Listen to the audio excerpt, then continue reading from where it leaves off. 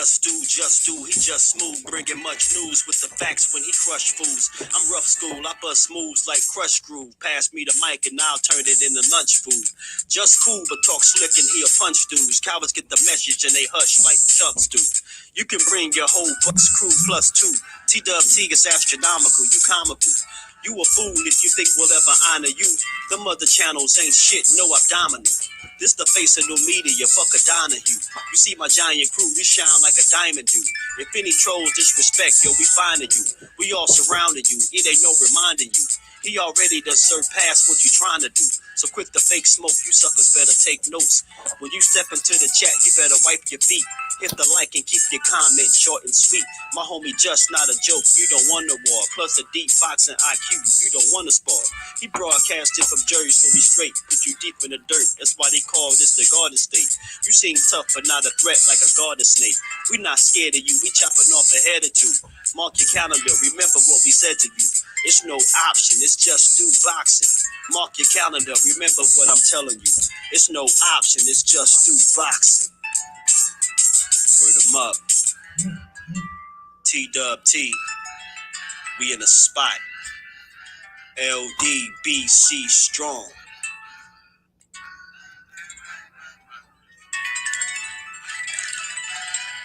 Yeah, go ahead.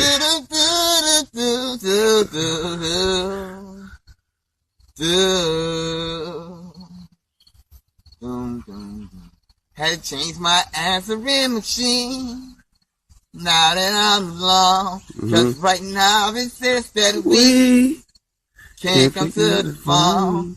And I know it makes no sense for you to walk out the door, but it's the only way I hear voice anymore. Tell him, Squid G.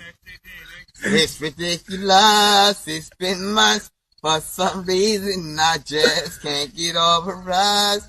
But I'm stronger than oh, enough is enough. No more walking around with my head down. I'm so tired of being blue, crying over you. And I'm so sick of love songs unwaited. You're living crazy, that's the only way you go tonight. Been enjoying yourself to do what you want. Finding life, do what you wanna do. This ain't no running mind. It's get the carol life. What's good, family? Salute to the fam. How y'all feeling? Back at it again. Back with another one. Salute to the Rise podcast. I was just checking some of these stuff. that Squeeze is a funny guy, man. Salute to the Rise podcast, man. Rock with it. DP rocking, my bro. What's good with it, DP? How you feeling?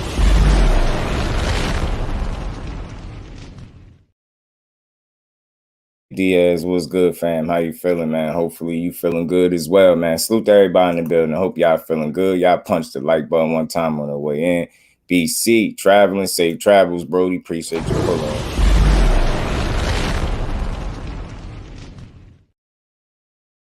Jill Wet, salute Queen. How you feeling? Good afternoon to you as well. Appreciate you stopping through as always. G5 Jet, my Brody, what's good with it? I got you, man. You know, handle your handle. We here, Brody. We here. Appreciate you.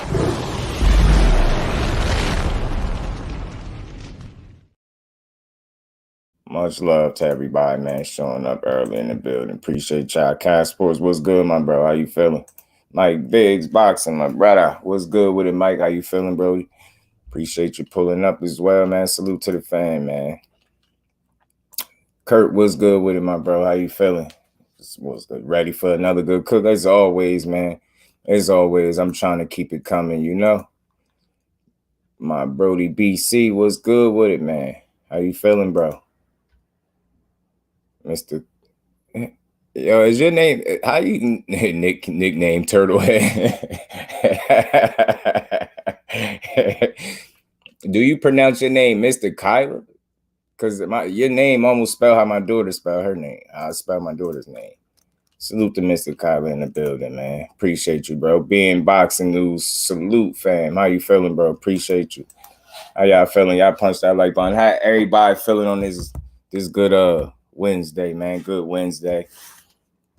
We back again, man. And it's always what another conversation to have with the family, man. It's always something going on in boxing. You know, it's always something going on. I'm gonna bring my camera up in a second, y'all. Y'all give me a few minutes, man. But we gonna get into this, man. We got a few things to discuss. You know, I try to make sure we got more than one thing to chop it up about. I mean, we got this Canelo and John Ryder situation now. It's not the fight alone that is really the news. It's just I want to highlight some things when it comes to, you know, this quote unquote face of boxing guy that they got. You get what I'm saying? So you got Canelo and John Ryder fighting on Cinco de Mayo weekend. I believe that's May 6th. And that's an undisputed fight. I just want people to understand something. That is an undisputed fight that nobody is talking about.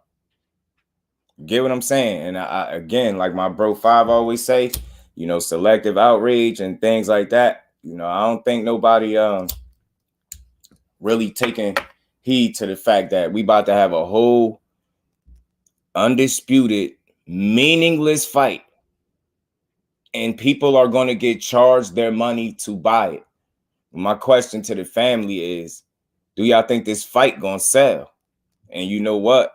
You know, this fight is not too long after Ryan Garcia and Tank. You know, they got that April 22nd date on Smash, right? Canelo got May 6th.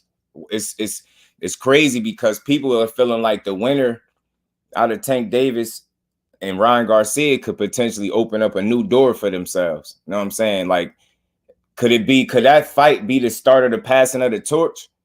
Because just follow me for a second. You got Tank Davis that's making a fight with a guy that been calling his name for a minute, right? So, and then you still get some pushbacks. People still complaining about it. But you got Canelo over here fighting John Ryder because he want to. You got people killing fighters for their last couple of fights, last couple of decisions, but dudes is making moves. But you got this guy that gets paid 40 plus million, and he's fighting a guy named John Ryder because he want to, y'all. I want y'all to understand something. Do you know how crazy it is? The fact that you could demand that much money and fight somebody because you feel like it? There's no justification to it. No injury. I ain't buying it. It's bullets. As they say over there in the UK, that's bullets. I'm not buying it, bro. Not buying it. The reason this dude is fighting John Ryder is because he want to. Straight like that. And he gonna make y'all pay for it. For the people that's gonna pay for it. He really gonna make y'all pay for that. D Free, my bro, what's good with it? Appreciate you pulling up. How you feeling, D Free?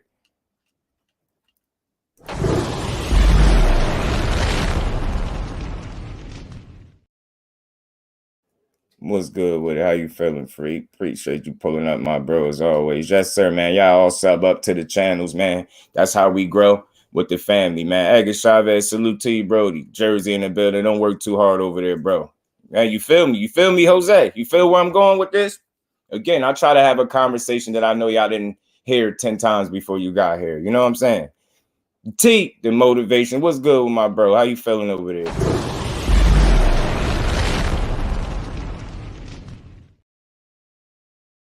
What's good with it, bro? How you feeling? You get what I'm saying? Yeah, you get what I'm saying? Which one? You say it won't? Which fight you think gonna do better, Mr. Kyler? Which fight you think gonna do better, bro?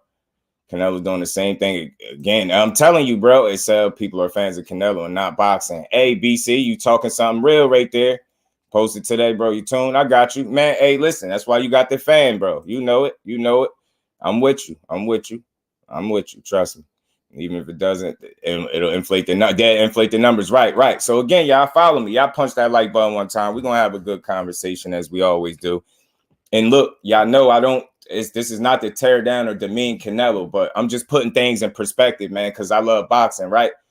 We're about to get on May 6th a meaningless, undisputed fight because he's fighting a guy because he want to. He don't have to. Ain't nobody making him do it. Ain't nobody asking about it. None of that. John Ryder ain't clout chase his name for years. Ain't none of that. So you know what? I can't level with you. Injury or not, bro. Nah, man. Nah. Earl Spence get thrown out his car and he come back and fight quality. But you could hurt your wrist a little bit. Something that you fought and won with. You get what I'm saying? Have a minor surgery, and here you go. You fighting a guy that nobody cares about, and it's for undisputed, for all the belts, when you could be having a meaningful fight at 168, bro. It's amazing what he's allowed to do and how he's allowed to do it, and people pay for it. Get what I'm saying? I just don't like it, man. I'm with you. I'm with you, bro. I'm with you. I think so, too. Don't pay for that. No way. I'm just saying, bro. I'm just saying. You get what I'm saying, Mike? I think so, too, man. Taking the easy route. You get what I'm saying? Yeah, right. Someone tried to say man of the year. We ain't trying. You know, get what I'm saying? Edgar, this boy won one fight, bro. John Ryder beat Zach Parker, and Zach Parker was injured. You get what I'm saying? Like, nah, bro. You don't get. You beat Danny Jacobs that wasn't even interested in fight. You ain't no way you earned the undisputed fight. But look, y'all got people crying that Ryan don't deserve a shot at Tank because he ain't did nothing. Well, what did John Ryder do exactly to deserve a shot at undisputed, though? Not only a payday, y'all. Not only a payday. He got an opportunity at undisputed. Now, he's not going to win. He's not going to win. But he ain't like he going to win. But he got an opportunity. And then this dude he sit up here and talk about people want paydays. No, you want a payday. Preferably an easy one. With a light touch like John Ryder. And John Ryder talking spicy too. He said he earned his spot. He said them belts coming home with him. Canelo, I hope you know that. He talking spicy too. Because they don't believe in you. They really don't. Word got back. Word got back. They don't think you like that. And it's a little whispers going around the boxing world that you be getting faded, King Nello. Now, that's your personal choice and personal business. I don't really care. But I'm just letting you know. The voice is letting you know. Word got back, bro. Word got back. They feel like you ain't like that no more. They feel like you long in the tooth. They feel like you out there drinking in your personal time. they feel like you out there drinking in your personal time. They're not rocking with you, bro. They think you sweet out here, Canelo. They think you sweet, bro. They think you sweet. Facts, bro. He want payday. D-Man, my bro, what's good with it? Ashley's Corner, what's good, Cuzzo? How you feeling? Appreciate you stopping through. What's good, D-Man? Johnny Q, my bro, what's good with it, fam? How you feeling? Get what I'm saying, Edgar? And listen, you know, this ain't with the intent to slight the fighters. We just putting things in perspective over here, how we always do, right? People get to complain, Ryan don't deserve a fight at Tank ain't got all the belts. Tank ain't got all the belts. He just come with a payday. He just come with a payday because he put asses in seats. But is he getting a shot at a payday and undisputed? I don't think so. Get what I'm saying? He literally clout chased his way into this. He deserved to get smoked. At least he's still undefeated. Man, who John Ryder beat for real, bro? Like, where he come from? Where did they get him from? He about to get smoked. Hey, he talking spicy. Canelo about to get in there and smoke him. Easy money. You feel me, T? Easy money. Big Tex, what's good, my bro? How you feeling? Appreciate you pulling up.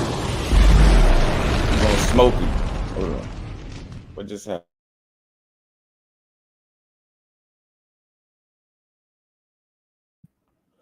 Big Tex, what's good with it, my bro? The average someone, what's good with it? You shouldn't have been a Benavidez fight. Oh yeah, but Canelo did just have surgery after going through a tough stretch of fights over the last 3 years. I want to try to give him the benefit of the doubt, the average someone. I really do, right? But I think his track record kind of ruined his benefit of the doubt for me. He kind of used his get out of quality fight free card. He used that up already. You get what I'm saying? So although I really want to be mindful as a supporter of the sport and be understanding like, yo, he is coming off an injury. But when I look at guys like Errol Spence coming off way worse and fighting the most absolute quality fighter that he could get in the ring at the time, and then I see a guy that get paid double and triple what everybody else get paid, and he got a minor surgery that he was fighting through, and all of a sudden he think that give him a right of way to take an easy fight. I'm telling you, the crown is heavy, bro. It comes with a lot of responsibility, and I just don't think he gets to wear the crown when he feel like it. He get to move around like how he fit. Nah, you want to be King Nello? he really put a crown on his head after his wins, y'all. He doing that. He doing that. And then his people play off it and they call him King Nello. All I'm asking for is King Nello to act like a king. You don't need no tune-up, bro. You don't need no tune-up. And yeah, you took some tough fights. You did take some, but you don't need no tune-up. You get what I'm saying? Get in there and get that smoke. King Judah was good with it, bro. Appreciate you pulling up. How you feeling? No, I'm saying, yo, they saying he getting, they look, and that's his life, right? But word got back. All I'm saying is word got back. And again, I want to be very clear. This is no diss to no fighter. This is a real conversation. A whole undisputed fight is about to take place, y'all, and they want your money for it. That's where I'm going for with it. You get what I'm saying? They want your money for it. They want y'all to help them get Canelo paid for the sparring match after he just gave us one. He just gave us a sparring match, y'all. He really did, yo. I know he was hurt. I get it. The injury, I get it. But he really just gave us a sparring match, and he about to give us another one and get paid handsomely to do it. Cinco de Mayo, man, you ought to get that date up fighting this dude. You bogus. I'm telling nah, bro. We holding y'all to the standard that your fans hold you to. Remember, I said this, right? This guy want to be the king, the face of boxing. He is boxing, right? Nah, not fighting John Ryder on May 6th, bro. Soft touches. You get what I'm saying? Come on, man. You know that dude. You know you're going to beat this guy up. Let's be real, man. I'm not even about to play with this. Puncher's chance. He ain't got no puncher's chance. Canelo chin like that. I don't know what kind of chance he got. Yeah, what he about to do? He about to put on a boxing performance of a lifetime? Because I don't think so. Even at 32, he about to smoke this guy, man. John Ryder, you about to get beat up. That's not Danny Jacobs, bro. I know he a little long in the tooth. He's 60 plus fights, King Nello and all that, but he ain't no Danny Jacobs, bro. He gonna beat you up. You could best believe he gonna beat you up. He gonna put hands on you, bro, and it's not gonna be good. Know what I'm saying? And eating steak. You know it, man. You know he is. He gonna get smoked, Edgar. He gonna get smoked, bro. Know what I mean? It'd be funny too, Mike, because that'd be karma backfiring. One soft touch too many. He going right back on the European tour that we say he was going on. Another $40 million nobody. And he's about to get paid to get beat up. But here y'all is talking about what Andrade don't deserve. Andrade don't deserve a shot at King Nello. Well, neither the hell do John Ryder. That's all I'm saying, y'all. You know what I'm saying? It's 3 years stretch. He had like 2 or 3 non-championship quality fighters. I'll tell you this, bro. Abney Ilderim, Callum Smith, Rocky Fielding, that stretch of fights right there was smoke and mirrors, man. I know a lot of people look at Callum Smith and like, he won belts. Man, who did he beat? That's what I be looking at. And again, the reason, if I'm coming off a little like I'm being hard on Canelo, again, just keep this in mind. I want y'all to keep this in mind. The reason why I'm holding him to a standard that seemed like a high one is because they call him the face of boxing. I can't stress that enough. They really be calling him that. And y'all know it. I know y'all hear the same stuff I hear. And King Nello, y'all hear all this stuff. But as soon as we ask him to perform to that level, it's like, man, he earned the right. He fought this guy and that guy. Nah, man, because you got a resume, don't give you the right to just start taking soft fights. And he's had his number of soft fights and fighting guys that we didn't ask him to fight. You get what I'm saying? That's all I'm saying to him. How long is this gonna go on, bro? And people, we gonna keep justifying it. We can't do it. We can't make no excuses for this guy. He's supposed to be one of the best fighters in boxing. You get what I'm saying? Yo, you already know King Judah. And look, he said yeah to that 70-30. And Usyk, Tyson Fury laughed at it and made it, you know what I mean? I'm telling you, 30+ million, bro. 30+ million. That's what I want y'all to keep in mind. And family, just keep this in mind. They're asking for our money, yo, for this fight. They're using us to sponsor garbage fights, man. No disrespect to John Ryder. That's not a championship level fighter, man. He ain't beat nobody for real. Get what I'm saying? That's all I'm saying. He ain't beat nobody for real. That's a whole undisputed fight. Meanwhile, he can maneuver around David Benavidez and anybody else with a post. You get what I'm saying? Think about how many people is truly deserving of a shot at all them titles. And you think it's John Ryder? That's all I'm saying, bro. Where did they drag him from? Get what I'm saying? You get what I'm saying? Ask these dudes running around here wearing crowns. The crown come with a responsibility. Don't just be sporting no crown. He say we streaming it. This fan, but he come back and fought Danny Garcia, who was foot out the door. Ain't no one in boxing hold Canelo jockstrap in terms of resume. I don't know, man. I feel like I don't know. Danny Garcia only lost to quality fighters. You get what I'm saying? And Danny Garcia is still more of a quality fighter than John Ryder. You get what I'm saying? One foot out the door is, I get where you're going with that, but Danny Garcia is definitely a quality fighter, especially coming off of, a car accident. You dig what I'm saying? When you put that in perspective and you look at it like that, John Ryder ain't on the, for his division, he's not on the level. He's not the caliber of fighter that Danny Garcia proved to be for the bulk of his career. You get what I'm saying? Now, although 147 got tougher for Danny Garcia, no doubt, his best wins for sure was at 140. But get what I'm saying? He earned his stripes to a certain degree. Like, he's a proven fighter. Danny is. You get what I'm saying? You know, been getting away. He been getting away with murder being boxing. He been getting away with murder, bro. He said he's gonna stream it. You get what I'm saying, bro? No chance. He's not winning, bro. Why would if we watch Canelo get beat up again, man? I'm gonna cry, bro. That'd be funny.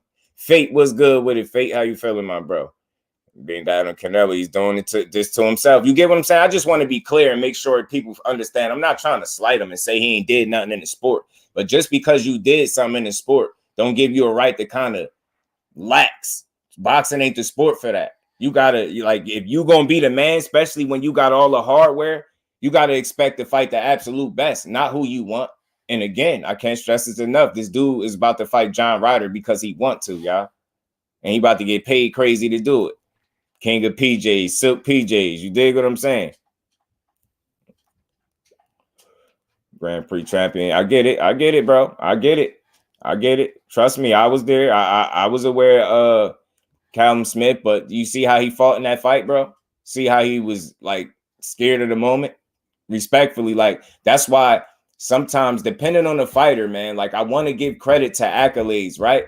But I also look at certain fighters that guys beat, and I'd be like, like he's beat some people, right? Callum Smith ain't no bum or nothing like that. But did you see how he approached that fight?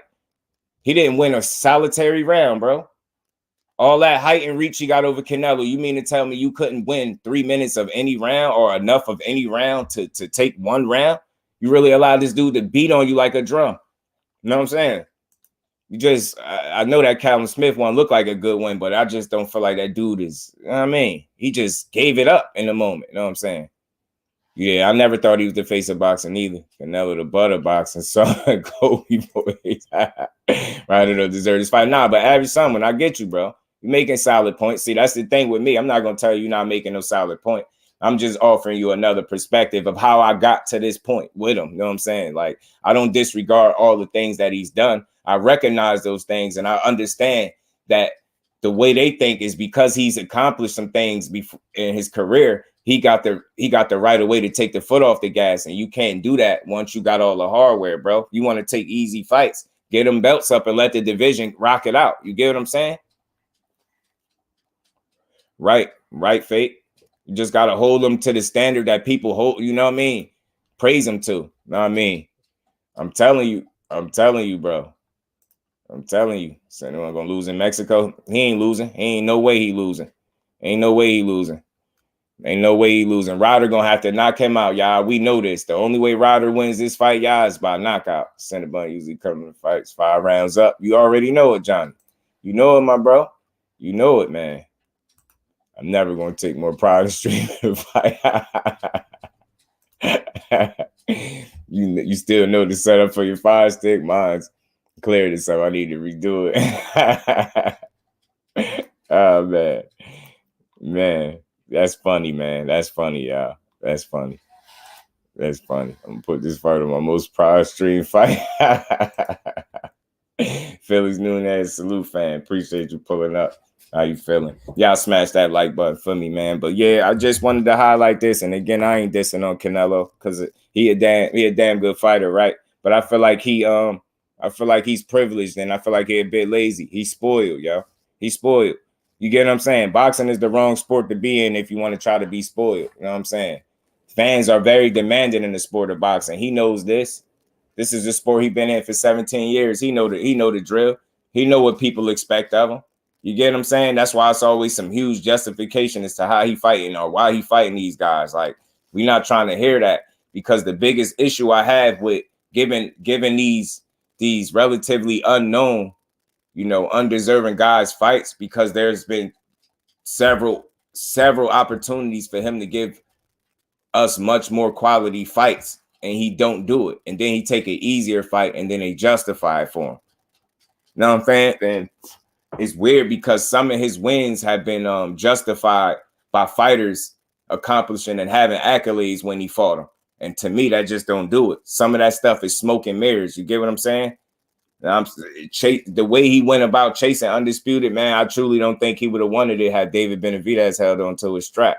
You know what I'm saying? And now we left to deal with the like the 52 fake out. You get what I'm saying? The 52 fake out. And I can't stand it, yo. I can't stand it, bro. Nobody won 2 fights in a row. We got to see that we didn't want. Beaver, we try to give you the benefit of the doubt because we knew Beaver was like that, even if he didn't, right? But then you turn around and fight Golovkin, boom, that's another fight. Then you fight John Ryder, boom, that's another fight. Like, come on, bro. Damn, at what point do it stop? That dude ain't beating you, and you know it, and everybody else know it. Not one solitary person outside of John Ryder and his team think he gonna win that fight, bro. For real, man. And that's crazy. And that's for Undisputed. Out here playing with Undisputed like that.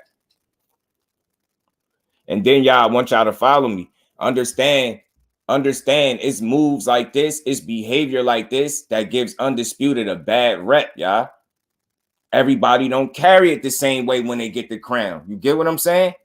The crown really be, some people ask for the crown, they get it, and it really be too heavy for them. And that's what it seemed like with Canelo. That crown getting heavy at 32 years old with 60 plus fights. It's getting heavy, man. And I understand it. I get it to a certain degree. But hey, man, that don't mean start slacking up and giving us garbage, bro. You gotta give us something. You gotta show us something, bro. And he said, if Canelo lose in Mexico, Ryder not making it back to London. Yeah, I'm telling you, bro. I'm telling you. They the youngest champion of the division against the experienced Darrell. He walked him down. So I want to hear it. You know what I'm saying? You get what I'm saying? Just like, come on, man. Come on. Boo-Boo Andrade don't deserve a fight. He won payday. He fight with nobody. Come on, John Ryder. You serious, bro? That's all we're always going to play in my head when he fight these type of dudes, bro. Yeah, he up right now, 5-zip to you. You already know it. They might revive him and continue to fight. Man, that's crazy. Charlo, Boo-Boo, Benavidez, Morrell, Beaver. You get what I'm saying? Opportunist, Ash, and no disrespect to from the business side of it, Ash, I get it. But then when you deal with the people that really watch this shit through and through, it's hard to justify these moves. We see what you're doing, and you're an opportunist the wrong way. You ain't the type of, like, you know what I mean, take advantage of a good opportunity. You want to take advantage of a mediocre opposition. That's what you want to take advantage of, an opportunity to pad your record. You get what I'm saying? That's what he do. And Jones, what's good with it, my bro? How you feeling? Telling you, man. I'm telling you, it's exactly what he is, Mike. I'm telling you, bro. They're gonna face Bieber to fight Canelo again. They gotta get Canelo a win before they force Bieber to do him in again. I'm telling you, if that happened, I'm telling you. They always put Canelo fought David, Charlo, Boo-Boo.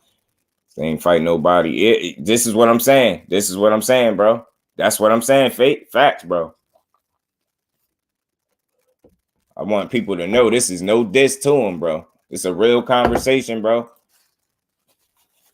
We only be holding certain fighters to certain standards, man. And again, you know, you got dudes that's claiming to be the king of the castle and getting paid the utmost money. We just demand that they perform at that level. You dig what I'm saying? That's all it is. Doug Parker, right? Doug Parker, right? I honestly believe it's only Boo-Boo and Benavidez who really want that Canelo fight, right? Charlo all barking no bite with all these call-outs. I think Charlo would have fought him to average someone. Canelo, I definitely think they would have fought him. I think Charlo would have fought him. You know what I'm saying? Because there's so much that come with that. You get what I'm saying? And I never seen Charlo back down from a fight. Just think about it. When people started looking at Charlo as being taught, just follow me for a second. And your stance is your stance. And I respect all opinions, right? There's nothing wrong with it. Just follow me for a second. Charlo started getting flack all because he didn't fight a guy that's not even in his division. You get what I'm saying? That's when they started putting like smut on Charlo's name and started disrespecting him, started like looking at him as less than, all because he didn't go up to 68 and fight Benavidez. But the same could be said for Benavidez. If he truly wanted to fight Charlo, why he don't go to 160? You get what I'm saying? It sounds crazy, right? If we say that, but when we say it the other way around, there's nothing wrong with it. It's like, yo, he should go up. Charlo need to go up to 168. That's the only way. That's the only fighter that people felt like he should have fought. I've been here. Like, I know what been being said. When it came to Canelo, he maneuvered around them Charlo twins. He wanted no type of smoke with them. And then as it pertains to Charlo, when he started getting all that smut kicked on his name, it's when the Benavidez situation kicked off. And they tricked. I'm trying to tell y'all, yo, they trick us all the time. They had us arguing back and forth. And people started uttering stuff like Charlo ducking Benavidez. You can't duck somebody from a separate weight class, man. But they were saying that. They tricked us. And when I say us, I throw myself in there as a whole too, even though I wasn't tricked. But they tricked people, man. They started running Charlo name in the mud. Oh, he's all bark. He no bite. Like, think about it. But it only came when that Benavidez situation came about, and it didn't materialize the way people thought it would. You get what I'm saying? That was a media orchestrated beef. Them dudes had no business even speaking about each other because they're not even in the same weight class. So what do these irresponsible, interviewers do? They go and ask them about guys that's not even in a weight class instead of asking them about a guy that they can actually fight. You get what I'm saying? That's exactly what they did when it come to Charlo, man. Listen, I just ask people to take another look at Charlo and how he moved throughout his career. He ain't no sucker. That's all I'm saying. I don't see Charlo to be no sucker the way people like try to make him out to be. And I'm telling you, the last time he got his back pushed against the wall, he came out with one of the best knockouts of his career. You know what I'm saying? So make it that what you will, man. I think Charlo is a real fighter. I just want to see him get back and prove it because he got a lot to prove. But I think he one of them ones, man. Andre would be. Let's fight the date. Right. So they're telling me Canelo's supposed to fight in May. I tell you who he not supposed to fight in May, J-Rocks. He ain't supposed to fight John Ryder in May. I'll tell you that. I'll tell you that. Tell you he ain't supposed to fight John Ryder in May. You know what I'm saying? And you just said it yourself. What you just threw a name out there. There you go. It's other people he could have fought. But again, he's fighting a guy because he know he can beat him. Let's be honest. Charles' question because so much had happened.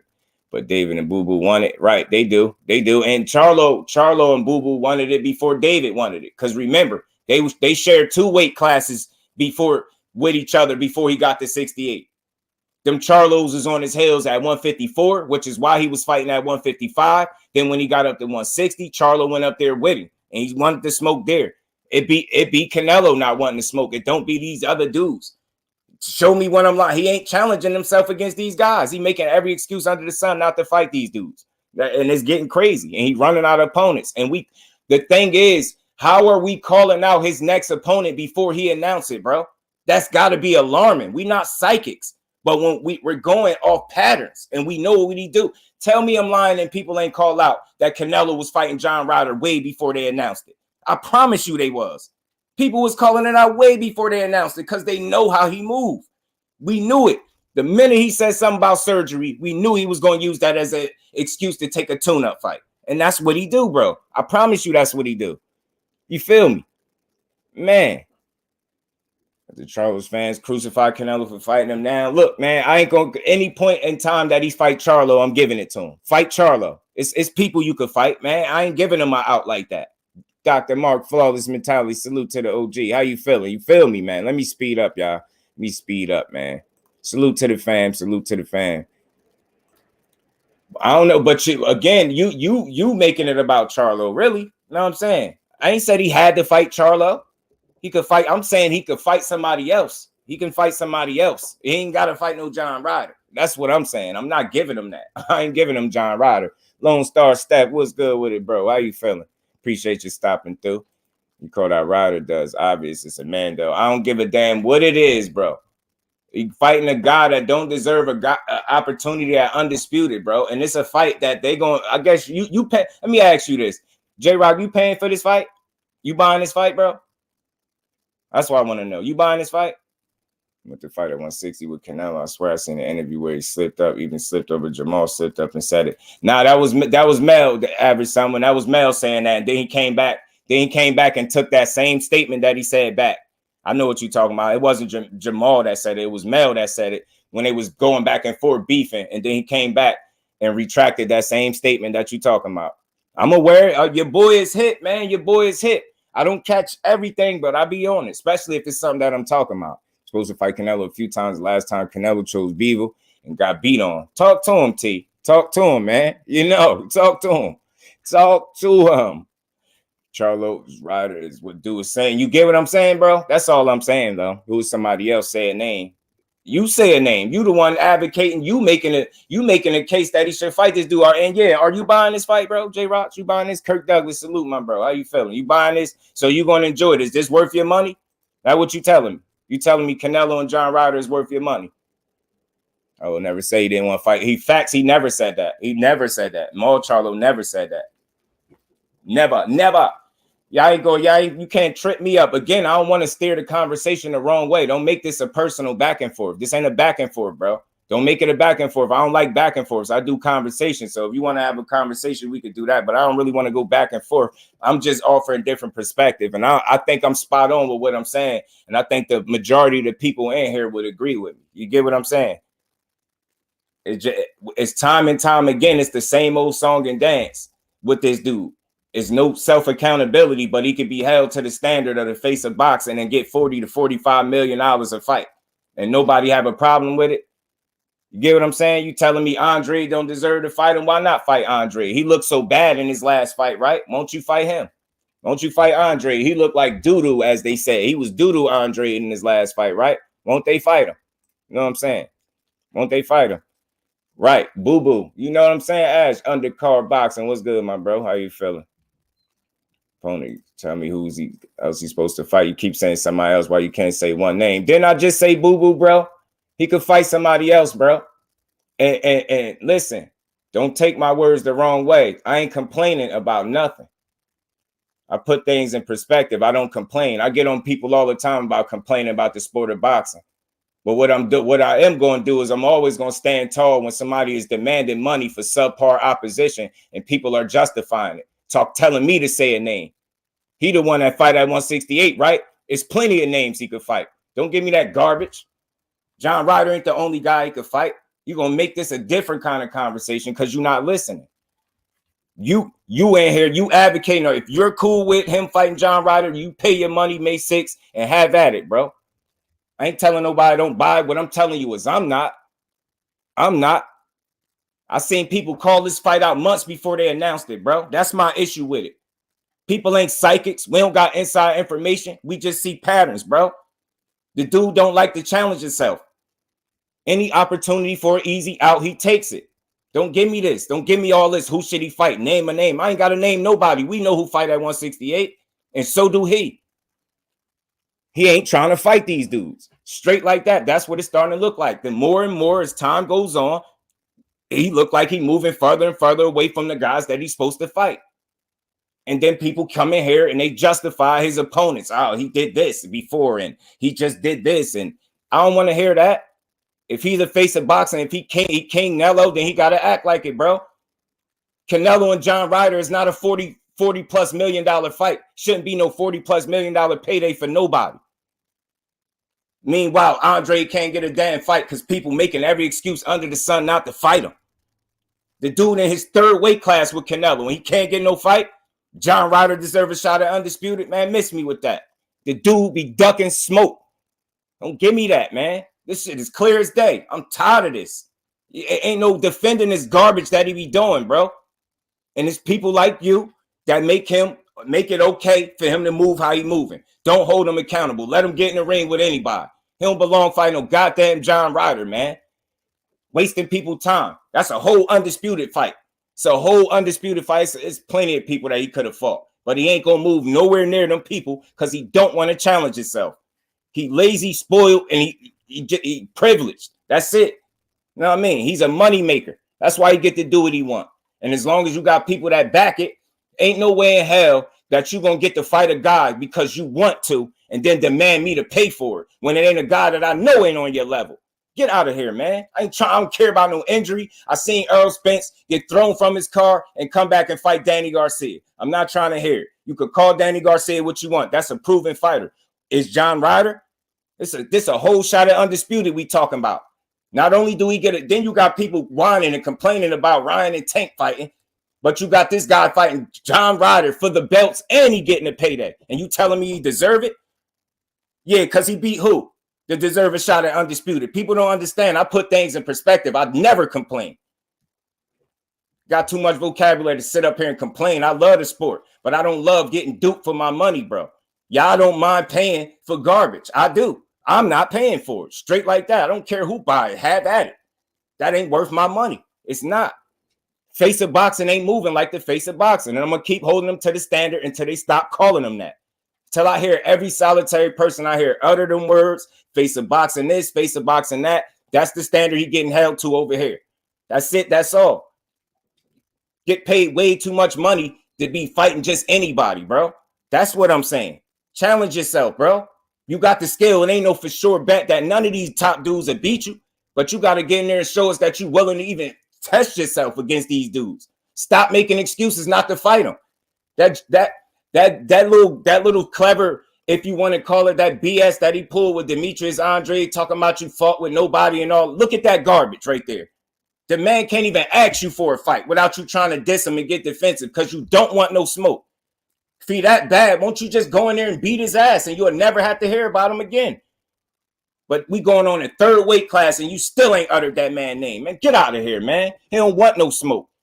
But what he want is for you to pay for him to fight sparring matches like he just did with Triple G. Didn't nobody in the world want to see that. 40 years old, Triple G fighting. Ain't nobody hurt each other. They in there throwing jack. The dude threw power punches for 3-4 rounds and then sparred for the rest of the fight. Man, get out of here, man. Shawa Allah, salute to the queen. How you feeling? Aisha, salute, queen. How you feeling? Appreciate you pulling up. Call it what you want. You making my case. Tell him to get in there and fight that 35-year-old prospect, bro. Tell him to get in there and fight that 35-year-old prospect. Why won't he beat his ass? The dude got to call him out his name and all types of shit to get a fight. Come on, man. He's a sucker for that. He ain't moving like the face of boxing. And stop making excuses for him. If Andre's so bad, why he ain't getting there and beat him up yet?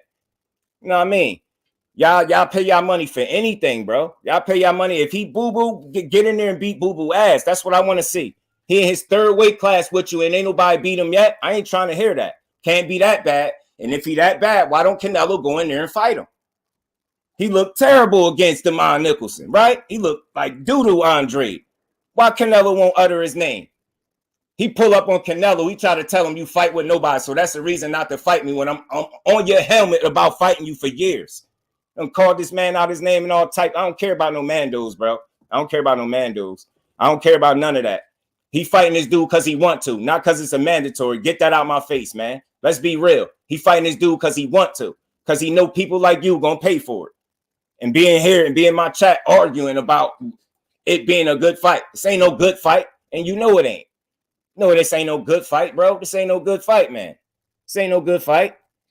Dig what I'm saying? This ain't no good fight. Let's see where he go after he fight John Ryder, since he like that. Because his window is getting smaller and the walls is closing in. That European tour is coming to an end, bro. It's coming to an end. That's all he want to do is fight with the advantages. Fight guys that he know ain't on his skill level, man. Get out of here, man. He been doing it for too long, bro. He been doing it for real long, bro. You know what I mean? This dude don't want smoke, man. He don't want smoke, bro. He don't want smoke. He just want people like you to defend his silk pajama wearing ass, fighting subpar, mediocre opposition. And people, he was a mandatory. Oh my God, he won belts before. I don't care about none of that. I look at the quality of the fighter that you fight. I don't care about no accolades that's attached to no fighter. If that said fighter is not quality, I don't care what belt you got. I don't care about no mandatories, none of that. This dude is fighting John Ryder because he want to. And the family called this out months ago. I have a huge problem with them predicting who this guy was going to fight next. Get out of here. You can't make this stuff up. Now they out here announcing it like it's big deal. Nobody cares about this fight, bro. Nobody cares. You get what I'm saying? And barely got that. And Danny Jacobs let him have that because he was bored halfway through the fight. Man, that dude ain't it, man. That dude ain't it, bro. That dude ain't it. That dude ain't it. That dude ain't it. Canelo tested himself against Bivol. There's level. Champ Charlo and Andre will continue to be 30-year-old prospects. I don't see your point right there. Why won't he fight them 30-year-old prospects, bro? What is John Ryder? So you telling me, J-Rocks, you telling me John Ryder is a better fighter than Charlo and Andre? That's what you telling me, right? That's what I want to know. That's what you telling me? Stipulation to unproven fighter in Garcia. Right. Man, you tell me when I'm on point, man. You can sit here and make any excuse for him that you want, but he got a track record, and his track record says he uses his status to maneuver around quality opposition while making every excuse under the book not to fight guys that he should fight. Did you hear his latest one, J-Rock, or you ain't hear it? Mr. I ain't fighting Mexicans because I represent Mexico. I'm guessing you cool with that train of thought too. You cool with a guy that get paid $45 million to fight saying he ain't fighting no more Mexicans. You cool with that. You get what I'm saying? Salute to you, J-Rocks, but you cool with that. You know what I'm saying? You can't win with people, man. You can't give me anything and tell me to be cool with it. You get what I'm saying? Then he should be Canelo type of fighter. What he is he know Boo Boo is a guy that he don't really want no problems with. That's a headache for him. Stylistic, I don't care what people say. It been that way. That's why he won't fight him. That's why he won't fight him. You know what I'm saying? Just tell me when I'm wrong. And I don't trash fighters. Canelo is a damn good fighter. That's why I'm in here holding him to the standard of that damn good fighter. That's all. You got to think. You shouldn't even really have. It's not about, don't take what I'm saying personal about Canelo. Just hear what I'm saying. I'm only holding him to the standard that people recognize him and say he's at.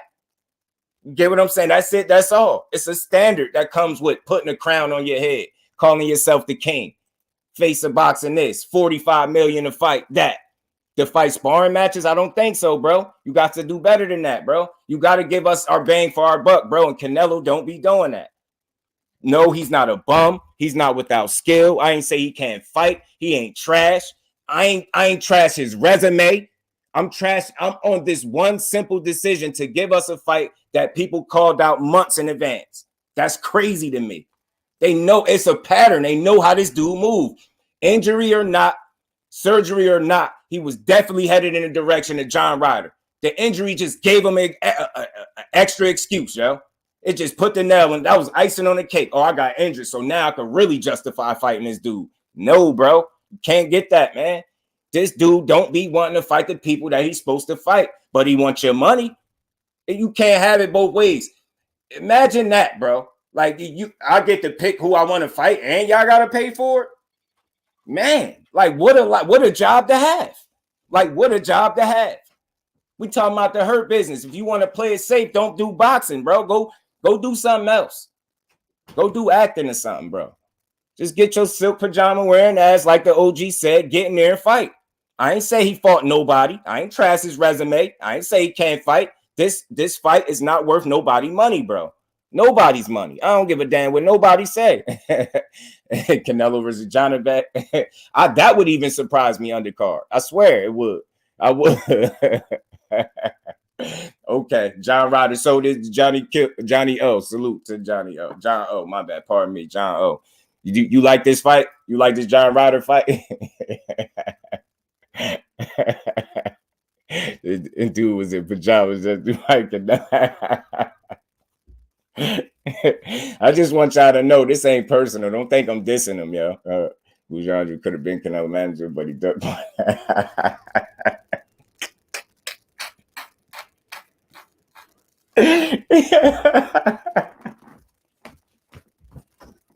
You can't make this stuff up. I swear, yo, you can't make it up. Hey, yo, John. Hey, John O.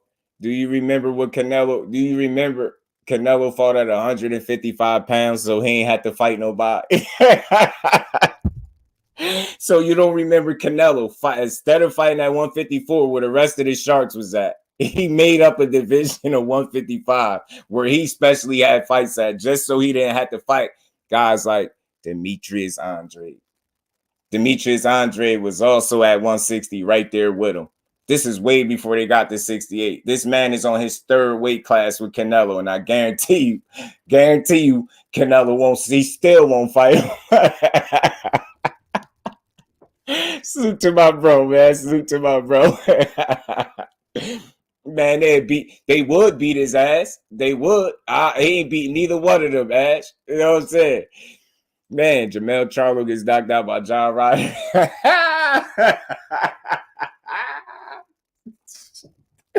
Damn, you got it if you think that, man. Woo, that damn, man. I needed that laugh, bro. I love y'all, man. I got much love for y'all, man. I love y'all, yo. I got much love. Nah, we having fun, BC. We having fun. This is fun for me. This is fun. Everybody, as long as nobody feel disrespected, right? We having a conversation. This is fun, man. John, you funny, man. That was a good one though, bro. That was a good one. That was a good one, man. Salute to the fam. Salute to the fam. You already know, Kurt. You already know, man. Much love to everybody, but y'all know how I give it up over here, man. Like he said, I think Eddie Pan trolled to say so scared to fight each other because they would lose. Out on the Canelo stimmy check. I mean, but just think about it, J-Rock. Why do they got to do so much to fight a guy? Like they've been calling when guys, if you had an undefeated guy calling you out for weight class after weight class and you still ain't fought him, that looks suspect because I guarantee you this, J-Rocks and John, that if the shoe was on the other foot and Canelo was the one from the outside looking in and Charlo had all the belts, and he was even before that point, if he was constantly on Charlo bumper trying to make a fight and he didn't do it, y'all would be calling Charlo every duck under the sun, and y'all know y'all would. But because it's y'all man Canelo, y'all give him the benefit of the doubt.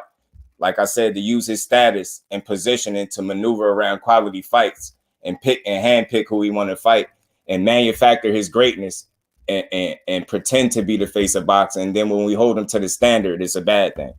You know what I'm saying? Nah. Listen, bro. I love to see that people make money, bro. Like, I don't know, you got to watch more of my content, J-Rocks. Like, I love boxing, bro. This is what brings me to these type of conversations because I feel like no fighter earned the right to sit on the throne and give you mediocre fights for huge paydays. Like when you're a pay-per-view fighter, you have a responsibility to deliver fights that's worth that money that people are paying, because now people got to go the extra mile to watch you fight. You get what I'm saying? There's no more, we turn to a Showtime or ESPN or whatever the case it is and get to watch him. You physically have to go in your pocket to watch him fight, whether it's in person or it's through pay-per-view. So what I'm saying is it's a responsibility that comes with that. I speak for the consumer. I think you might got me mixed up. This is not a personal attack on Canelo. This is a business move for him. Is it good business for him and maybe for where he at in his career? Probably so. But as it pertains to the sport of boxing, is this a good fight for the fans that's going to be worth the money that he demands to get paid? Absolutely not. That's all I'm saying. You can make an excuse after excuse about who he should fight. He could fight this one. This one is Amanda. All those excuses, they don't matter to me. I truly speak for the consumer. I think that's why the bulk of the people that's in here, it's not about agreeing with me. It's me just being logical. It's not a personal attack on Canelo or his skill set or his resume. This decision sucks, bro. And it sucks even more because people called this out about 2 months before they even announced it. So while they busy dropping this and confirming a date, people were already saying this was the guy that he was going to fight. And the reasoning that people had behind it, you get what I'm saying? And like I said, the injury just gave him the leeway, the benefit of the doubt to go ahead and say, yeah, I'm giving y'all this fight, because I got hurt. And I fought, X amount of tough fights before. I get every fight can be a world beater. I get that. But when you're just handpicking the guys you want to fight and you're fresh off fights that we didn't ask for, we respected his fight with Beeble, but we didn't ask for that. Let's be honest. Nobody asked for him to go up to 75 and bother Beeble. Beeble was minding his business. You went up there and gave us that fight. We accepted it because we know Beeble was quality. Then you spent the block and gave us a Golovkin trilogy, a meaningless trilogy. Trilogies are supposed to be meaningful fights. That was a fight that none of us needed to see, but he gave us that. Now he gets injured. He's a minor surgery. Now he wants to come back and he wants to take another light touch. You get what I'm saying? Golovkin at 40 at 168 just looked terrible. He wasn't able to do anything with Canelo. And Canelo ain't do much to him either. It's like they sparred for 12 rounds, bro. King G, salute, fan. Appreciate you pulling up. Andre will be ranked number 1, WBA contender after the Plant Benavidez and Canelo fight. Salute to you, fam. I rock with Andre. Salute, J-Rock. Salute, J-Rock. Yeah, it's all good. That's what I'm glad. That's why I rock with you. I'm glad you know that, yo. And again, my aim is never to change one of y'all stances. Is to offer a different perspective. Get what I'm saying? I'm not a right or wrong person. I'm not going to tell you nothing you saying is wrong. I'm just going to offer you different perspective. I'm not going to tell you to change your stance to mine, but just hear where I'm coming from with it. And again, I speak for the consumer, bro. Like, again, they ask for our money, and this is for anybody that's a pay-per-view star. You have to, it's a responsibility that you owe to the people. And again, if you had to ask him, you get what I'm saying? He'll tell you it's about the fans or legacy. I've heard him talk like that, or you heard him translate it like that. You know that's what he say he fight for. So all I'm saying is it seems like the message has changed a bit. You get what I'm saying? So we gonna see, man. Again, you could fight John Ryder, but where do you go from here? You get what I'm saying? I'm not about to trash him. He's not trash, but I know he could do better than John Ryder is what I'm saying. You get what I'm saying? He got to. You know what I'm saying? Canelo won Undisputed 160 with Boo Boo, but the IBF rejected. I don't think he really ever wanted Boo Boo, bro. To be honest with you, it's so many opportunities. Like right now, like he in a position where he can pick who he want to fight. That's another thing I urge people to like consider if you don't already know that. Like he can pick who he want to fight. Like if he wanted to get Boo Boo a fight right now, he could. If he wanted to get Boo Boo a fight after he fought John Ryder, he could. I just don't think he'll ever do that. And I'm trying to tell like. This is why I can't defend this guy, especially when it pertains to Boo Boo, because what was Boo Boo supposed to do more than what he did? Like when he asked him about a fight, he resulted into insults and stuff. All Boo Boo did was pull up and respectfully ask him about a fight, and look how quick he went to insulting this man. Like let's use like logic here. You get what I'm saying? I can't say he's scared of the man, but like if I seen that play out in real life, you get what I'm saying? This is what you do. You fight. It's another fighter at your post-fight press conference asking about a potential fight with you. Like, what's up? Like, respectfully, it's the fight business. That's how you're supposed to do it. He went right into dissing Boo Boo. Instead of saying, like, you get what I'm saying? That tells me something. That's not a good look to try to diss a man that's undefeated. Think about it. While fighting guys that are of less quality than he is. None of these guys that he's running through is better than Boo Boo Andrade. I don't care what nobody talking about. He know that. Because he would have fought him. If he was, he thought Boo Boo was really one of them, he would have fought him, bro. Right, man? Like, I'm telling you, they'd give him hell, Queen. I'm telling you, man. Then Boo Boo also ducked. Nah. Well, when he pulled out, which Charlo? Mel? Sir Ambo, salute, fan. Appreciate you pulling up, man. Salute to everybody in the building. Y'all smash that like button, man. I'm going to scroll all the way to the bottom part of me, y'all. Salute to everybody that's subbing up to the family. Much love to everybody. You think so? Hey, man, look, he going to get the utmost credit, J-Rocks, if he fight this dude, bro. And again, I want to be clear about this. This is not a diss to Canelo. I want to see him test himself the way to the standard that people hold him to. You get what I'm saying? The king of boxing going to run through these dudes. He going to fight Boo Boo. He'll fight a Charlo. He'll fight Andre. You get what I'm saying? Fight Andre. He'll fight Benavidez. You get what I'm saying? He'll fight a David Morrell. Now, good look, he can't fight them all. But at least move in that direction and show me you willing to fight these dudes. You get what I'm saying? Playing looking solid. Man, but just to segue off of Canelo, man, for a second, we could switch gears. Man, let's just talk. I got to bring this back up. Do y'all see how good of shape that not only Caleb Plant, man, I'm impressed. Benavidez look like he in the best shape of his life. I think this is the best I've seen Benavidez look physically, like physique-wise. The dude look in top shape. Yeah, me too, Mike Biggs. Me too. He ducked Boo Boo. Right. Ryder lost to Callum Smith, Rocky Fielding. Yeah, and one more. He lost to like 3. It's just not a good matchup, is what I'm saying. I'm not trying to diss him. The matchup. It's not personal. It's just the matchup is crazy. You get what? And that's what I'm saying, sir. And Bo, like, all I'm saying is you're fighting guys that are of less quality than Boo Boo Andre. That's what I'm saying. You get what I'm saying? Nah, right, Johnny Q. Yeah, he did. Didn't Zach Parker Wasn't he winning the fight and he got injured, if I'm not mistaken, right? If I'm not forgetting that. Zach Parker got injured, right? Yeah, that's all. Right. Tank the new face. Hey, man. Hey, Tank about to take over right now with this win, man. With this win. Canelo really wanted to smoke. We fight the winner, Benavidez Plant. Right. Again, that's what I want to see. That's all. Just do the things that make sense in boxing. I'm not asking you to be Superman, right? I'm not asking you to be superhuman because you're not. You get what I'm saying? You 60 fights in, you 60 plus fights in, 17 years pro. I get all of the wear and tear, but that's why you got to make the most of it while you here. You get what I'm saying? You ain't no time to be wasting and waiting to fight these dudes. It's only gonna get tougher because as you get older, some of these dudes that want your spot are younger and they coming up, and those fights get tougher for you. So you better off taking these fights now. Facts, Ash, this dude got abs. Yo, I'ma say this, y'all. Much respect to David Benavidez and Caleb Plant, man. But I'm impressed with David Benavidez. I ain't never seen him look like he was in that type of shape. Oh man, this is gonna be a hell of a fight, man. This is gonna be a good fight, man. This is gonna be a good fight. You know, Plant got that action for he ripped up everywhere, but Benavidez, for him to have been a chubbier guy, bro, to see he got a six-pack. Yo, dude got it. Yeah, he do, but he got a six-pack this trip.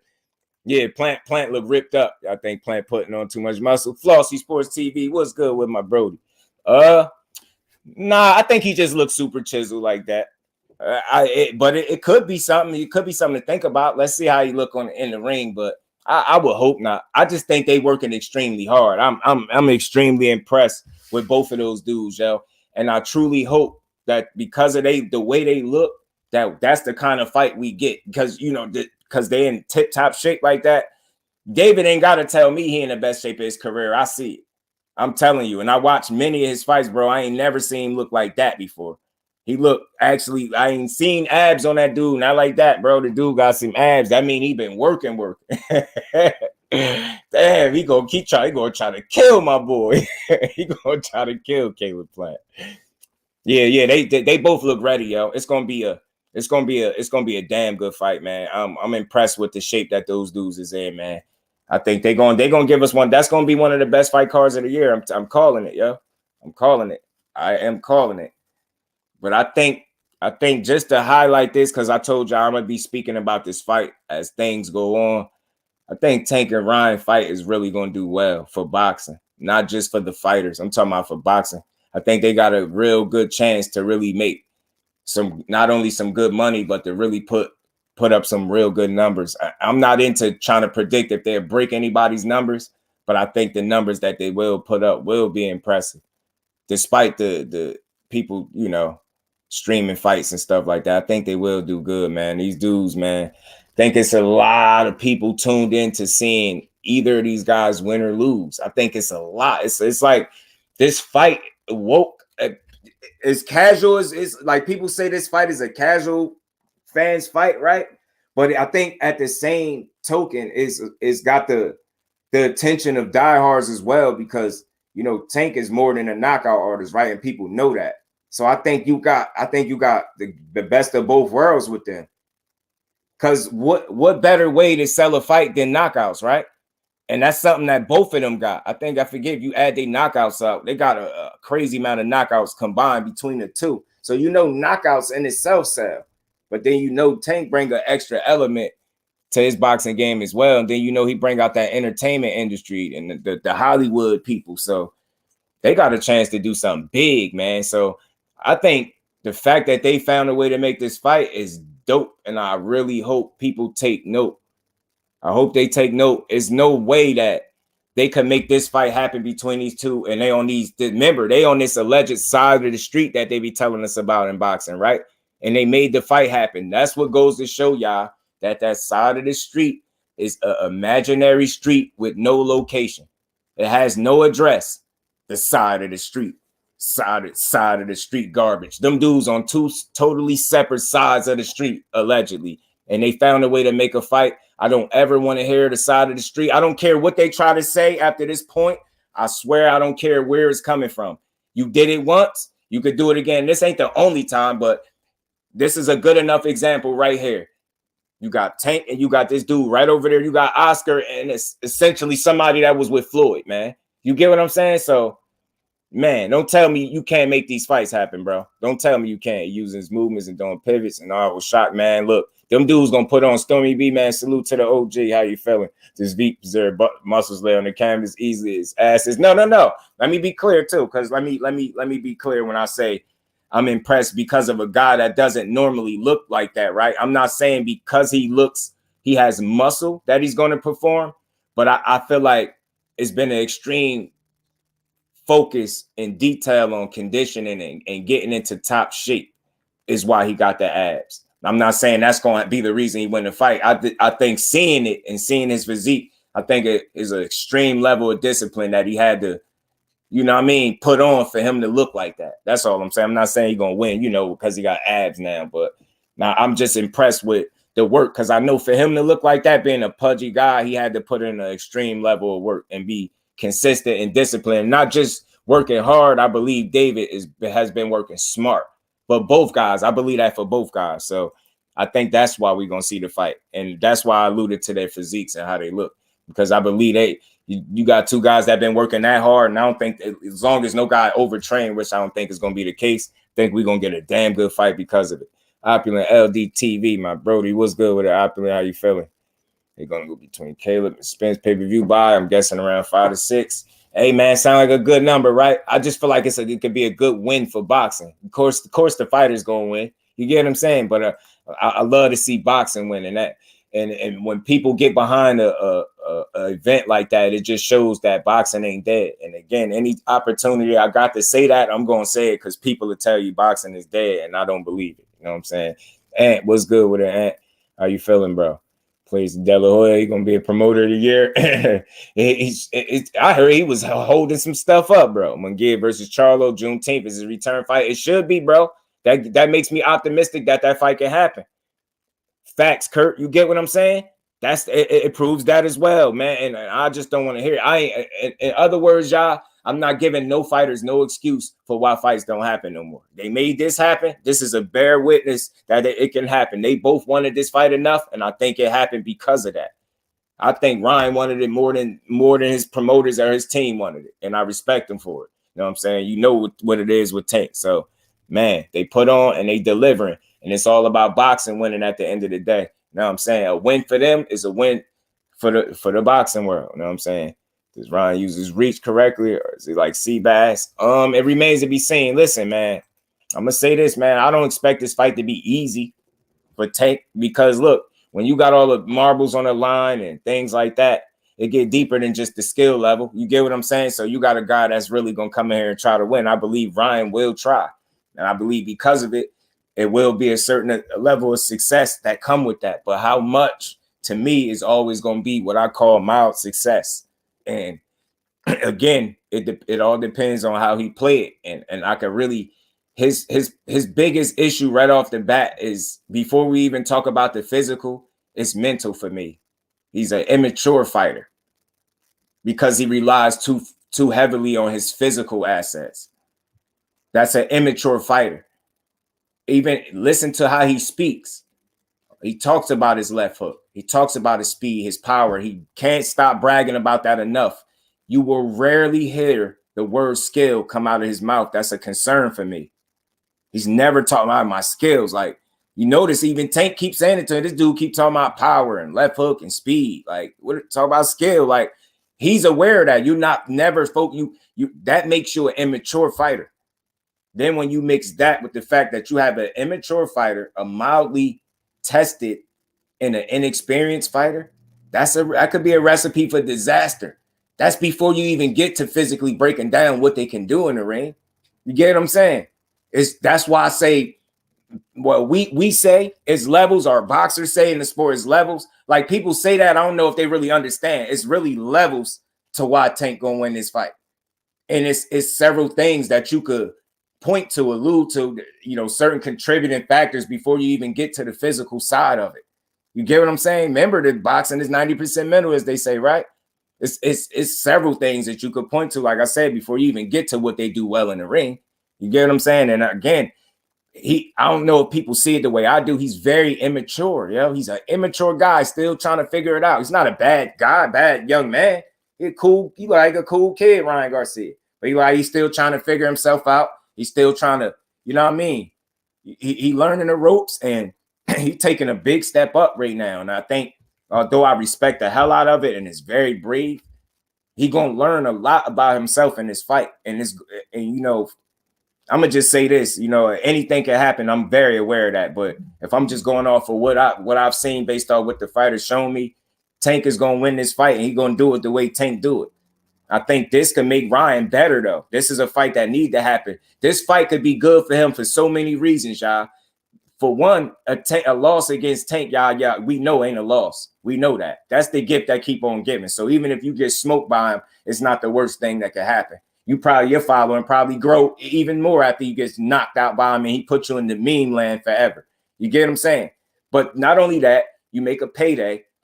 And you have a option like that could bring something out of him if he really about to take this sport he gonna take his career by the horns. You get him to take control of stuff and really take it serious.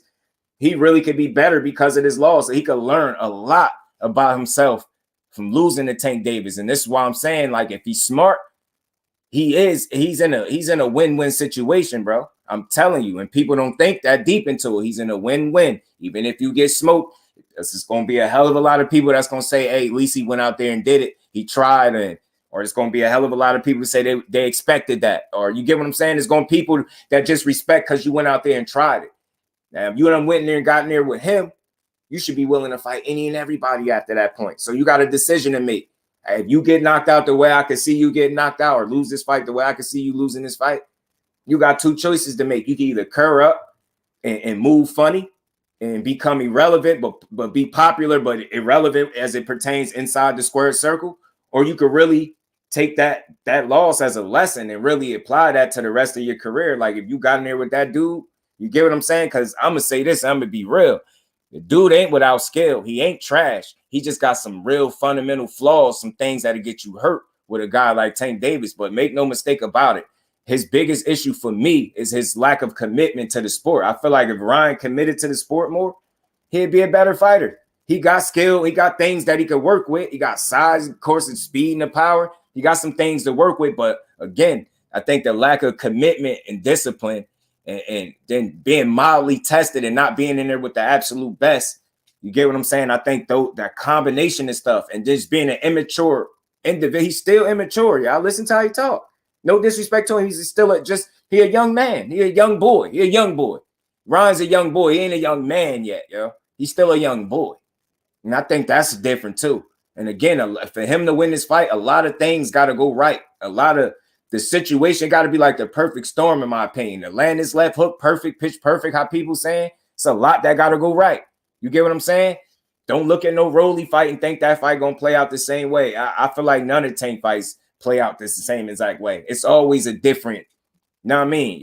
He got his fights interesting as how they materialize. They never play out exactly the same to me. You know what I'm saying? It's always interesting to see how he go about getting his business done. But Ryan got some skills, some things that can make him dangerous early. I expect him to try early. I expect him to have some level of success early, but I don't expect him to win at all. I don't care how long the fight go. I can see it going more rounds than what some people see it because it takes patience. You know what I'm saying? And Ryan being brave. But I'm telling you, I can see him either running into something from being too brave and being too confident after maybe having a certain level of success. I can see that. Or I can see Tank turning the switch on and saying, I got to go get him. Which is, it all depends on what he present to Tank is how he going to approach it. You know what I'm saying? And that's just how he handle his business. If you make it so, if you present a certain level of danger, I think early enough where he feel like he should make you come get him, then he gonna set you up. But if you don't get his respect in no way, shape, or form, then he gonna go for you. And I think he gonna make things hard for you in there. But I think Ryan gonna have some success because it's a fight. Everybody get hit. He not gonna go in there and just get obliterated. I don't think. I think he gonna fight back. And I think because of it, he gonna be able to do some things well. But how well is the question. You get what I'm saying? Bow out, bro. So man, yeah. I'm thinking he gonna get there, Mike. I think he gonna get there. Wait, hydration cause you worry, but should go back down. I don't think he I don't think he worried. But again, and again, bro, I just offer a different perspective. The average summer salute fan. 88 Sports Talk, what's good, my bro? How you feeling, man? Appreciate you pulling up. I just look at it like this. I don't think he he said nah. He said pure MMA breakdown. Salute fam. Bad take. I don't know what the hell you talking about, but you feel me, Ash. You know what I mean? But yeah, back to what I was saying. You're a different type, but I heard Fury ducking for Undisputed. I'm hearing Frank Warren spoke on that. He said it was gonna happen. But yeah, back to what I was saying. Yeah, man. The dude. I don't. Oh yeah, back to average summer. I don't think Tank worried. Like you get, it's some things that people are ignoring when it comes to a rehydration clause, right? And with me, I don't give fighters out. I keep saying this. I offer perspective. I don't want to even change nobody's mind. I'm just offer perspective. Just because I hear people saying he might be worried, this, and that. He's scared, this, and that, right? Different things, right? Just look at it like this. I like to deal with first things first. Let's rewind, right? Let's rewind a little bit. You know what I'm saying? If he fought him at 135, right? Where Tank fights at, with this rehydration, I keep saying rematch clause. I'm thinking of Tyson Fury and Usyk, but would this rehydration clause exist? Do y'all really think the rehydration clause exists if he'd have just fought him at 135? And the reason I say this because again, we already know who the A side is. We ain't got to get into that, right? This has been Ryan. The Ryan Garcia fans are telling me he the one that really wanted this fight. It wasn't Tank, right? Okay, I'm gonna give them that. If he really wanted this fight, why is it that Tank has to fight at 136? Why didn't they just fight at 135? And there would have been no rehydration clause involved in the fight whatsoever. You get what I'm saying? Then when you consider that, you get what I'm saying? He just got in there with Rolly, right? And I'm going off of what his trainer said, not nobody else. I'm going to go off what his trainer said. His trainer said Rolly was 165 pounds on fight night. That's 3 pounds shy of a super middleweight, and they supposed to be lightweights. Just let that sink in for a second. So I think it's a chance that Tank may have learned from previous situations. Now, I'm not going to sit here and try to justify it, but I'm just offering a different outlook. Consider the fighter and not just us as a fan. Like, he looked like he worried. Just consider the fighter. Think about that. Do that sound like that really makes sense? When he just fought a guy that was damn near super middleweight. He fought Mario Barrios that was 6 foot tall, not 5'10". So all he do is fight big guys, but he's 5'5.5", bro. Why should he have to get in there with a middleweight and fighting as a lightweight? So I think he just crossed his T's and dotted his I's on that. It's not something that people going to agree with, and I'm cool with. I'm cool. I'm just not making that much of a deal out of it because I feel like part of me feel like he could have learned from that situation. Why am I'm already the smaller guy each and every time. Not that I'm complaining, but if I'm the A side, why don't I make sure that I ain't getting in there with a damn middleweight or almost a super middleweight on fight night? It's just that simple. And again, I urge you to just rewind a little bit. If it was Ryan that really wanted to fight and not Tank, remember, Tank is a 135 pounder. He's a true lightweight, and everybody knows this. Keep making up this, because he fought Barrios at 140. Stop. He fights at 135. He said he wanted him, right? He chased him. He should have moved to 135 and screwed the 136 catchweight BS and fought him at 135. Then we wouldn't be hearing about a rehydration clause, y'all. But he had to do something. If he the A side, how do I show y'all? I'm gonna flex something. I'm gonna do something. If I can cross a certain T or dot an I, I'm gonna do it. I'm not gonna keep. Again, it's not about bravado no more.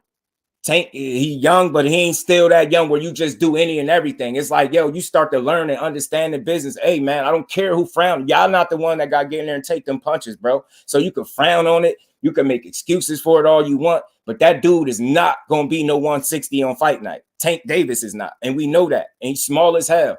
He already fighting at a disadvantage. Put that average guy at 135 at 5'5.5" and watch how many fights they lose, bro. I think it's time for people to start looking a bit deeper into how special Tank Davis really is. And this ain't got nothing to do with being no fan. I'm talking about what I see in that little ass frame. He's able to break down these big ass dudes like that. And he's done it time and time again, fighting these much bigger guys. He had to look up to Mario Barrios. I played the way in where he stared up to him. I got the clip. Man, it was unbelievable, yo. But why should I keep fighting these dudes? I don't rehydrate that much. And again, he's going to always be the smaller guy. Why am I fighting dudes that damn near super middleweights on fight night?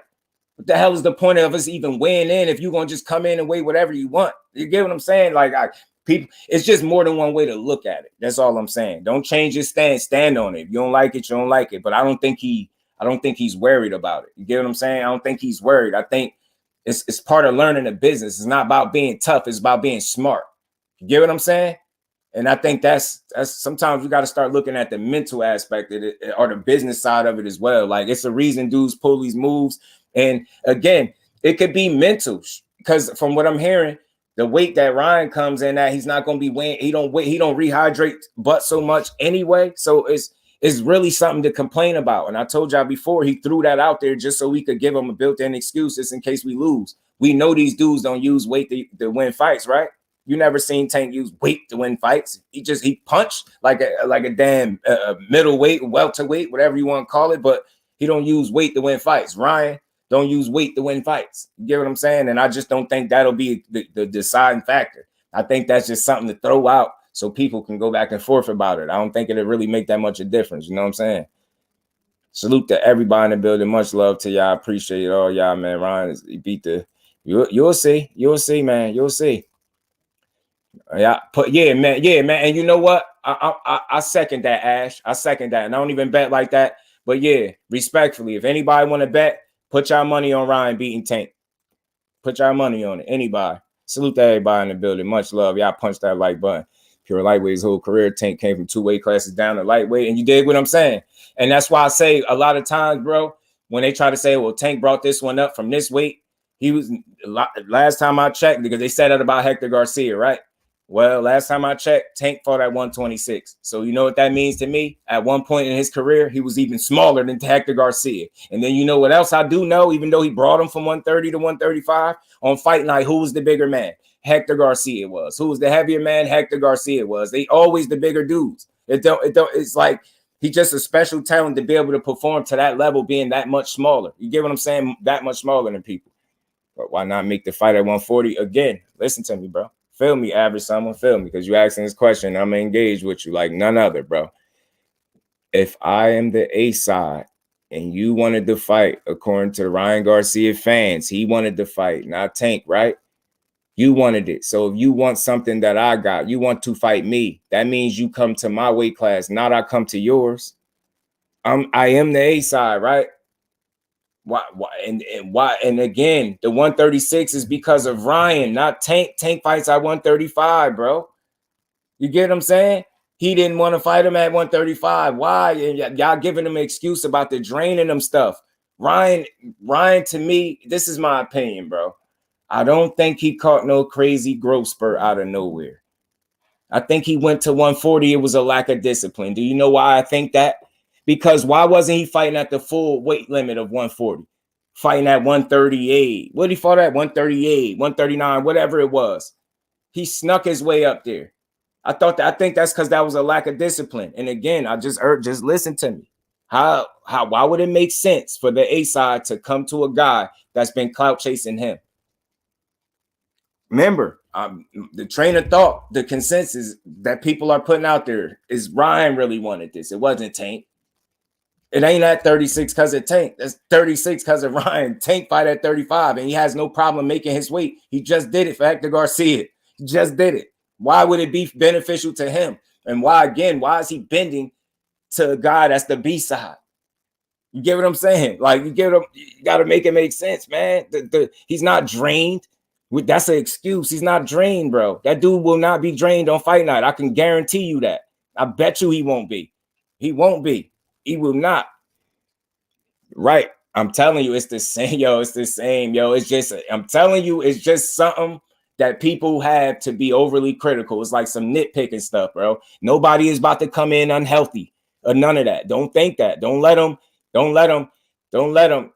Yeah, I bet anybody that Ryan gets smoked. I bet anybody. Canelo's going up to the bigger weight classes and making them guys cut weight for him. Tank and Ryan both fight at 35. Ryan just wants a bigger advantage because he knows Tank going to KO him. And facts. And again, I can't stress this enough. If he really wanted to fight him, he's supposed to go to his weight class, not the other way around. Tank don't fight at 140. That's why the fight ain't at 140, because he don't fight there. And I get it. They're going to say, oh, he fought Barrett. That's having a fight there. Having a fight at a weight class and campaigning at a weight class is two totally different things. Tank never campaigned at 140. He had a fight there. He took a fight there. It was an opportunity. He took it. And that was that. You know what I mean? Advantage, there will be a blemish on that. Tank, if Tank does win, I win. If Tank, I don't think it'll be a blemish. It's not going to be because weight ain't going to be the reason they win fights. Yo, he weird. He weird. Back in the day, they used to do weight in a fight night. Yeah, same day, right? Same day joints, right? Complaining to gain back weight at 140. Right, Fate. Right. Mine's comedy. Man, you get what I'm saying? That's all I'm saying, 88. I just know. Jim, my Brody, what's good with it, Jim? How you feeling, bro? Appreciate you pulling up. How you feeling? Damn, I don't have no service. Oh, man. He said he can't tell me how it's possible. I don't be bothered by people. I just ignore them. Lack of discipline. Now, you get what I'm saying? Stormy. Bro ass is he moved up, and you can tell, Stormy, it's the way he got there. You can tell it was a lack of discipline. Or he just went straight to 140. He would announce it outright like every other fighter do. Come on, man. He snuck his way up there. That was a lack of discipline and commitment to the sport. And you know how I know that? You know what claim I got to back that up? Remember when he used to train with Mr. Eddie Reynoso and Canelo and them boys? And Canelo outed him for only coming in the gym, hit the bag a little bit, go in the ring, do a couple rounds, hit the bag, do his Instagram videos, and leave and don't come back for weeks. That's work ethic, brother. That's discipline. That's dedication. That's something that he lacked. Why do you think Ryan says the things that he say? Oh, he understands that people question if he take boxing serious. He know what people are saying because he know what his commitment level has been or his lack thereof. He knows it. It's not no diss to him. It's a difference between being a supporter of the sport and a fan of a certain fighter. I don't fanboy for nobody. You get what I'm saying? You got to talk with logic when you come over here with Just Do, because that's all I do. It's not about right or wrong. It's about logic and reason and making sense when you have these conversations. I don't just say anything up here. You know what I mean? Y'all people, you gotta make that make sense, bro. Number one, I keep telling y'all, if I really want something, I am going to get that. So if I really want it, what Tank Davis got, I'm going to 135 to take it all from him. Period. Not fighting at no catch weight, because I'm going to go right where he is at his best, and I'm going to beat him because according to his fans, he is that confident that he's going to beat the dude. Y'all got to start making this make sense. Stop being super fans and start being supporters of the sport. The sport don't need more super fans. We need more supporters and responsible thinkers, man. It's not about being right or wrong, man. It's logic and reason over here. Remember that. Can't just say anything. Some of y'all just be saying just anything. Ryan this, Ryan that. Ryan better come show up and fight the way y'all fans talking about he is. And I think he's a solid fighter, bro. He's not without no skill. You get what I'm saying? I don't think it's Tank don't even, let me clear this up. Let me say this. Tank don't even fight that way to run through nobody. He don't fight in that way like that. That's not his style to run through. He gets in you. How my cousin Ash said it. Tank fights to hurt you. And I said this before. This is my opinion. I don't think he tries to lose rounds. I don't think he gives rounds away intentionally and none of that. But I think he just tries to hurt you from round to round. That's what he does. That's what I see when I watch Tank Davis. So all this, like he gonna run through this one or that. He don't fight that way. He don't fight with some phonetic ass pace where he gonna get in there and buzzsaw right. He don't fight like that. He don't. Show me a fight where he fought like that. He don't never fight like that. He way too poised and responsible to fight. He don't fight that way. He's very economical with his punches and he make them count. He's very efficient. He fights to hurt you. It's the hurt business, and he knows the number one priority in this ring is to hurt you. If you so happen to win some rounds in the meantime, in between time of me hurting you, cool. But I'm gonna hurt you, and I know that because this is what the name of the game is. It's the hurt business. I'm gonna get in there and I'm gonna hurt you, and you ain't gonna be able to last. Now, until somebody prove him wrong that approach don't work, I'm gonna expect that he's going to be pretty damn successful to continue operating the way he do. And as long as you got people saying stupid stuff like he only rely on one punch and he been losing many of his fights.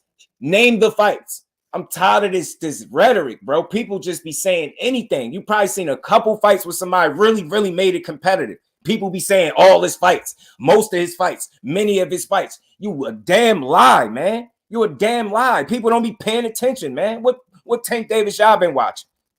Name me the way people say it when they say many of his fights. What is he? 20, what is he? 26, 28? No, what is it? You telling me out of all of them, most of those fights, he was losing them?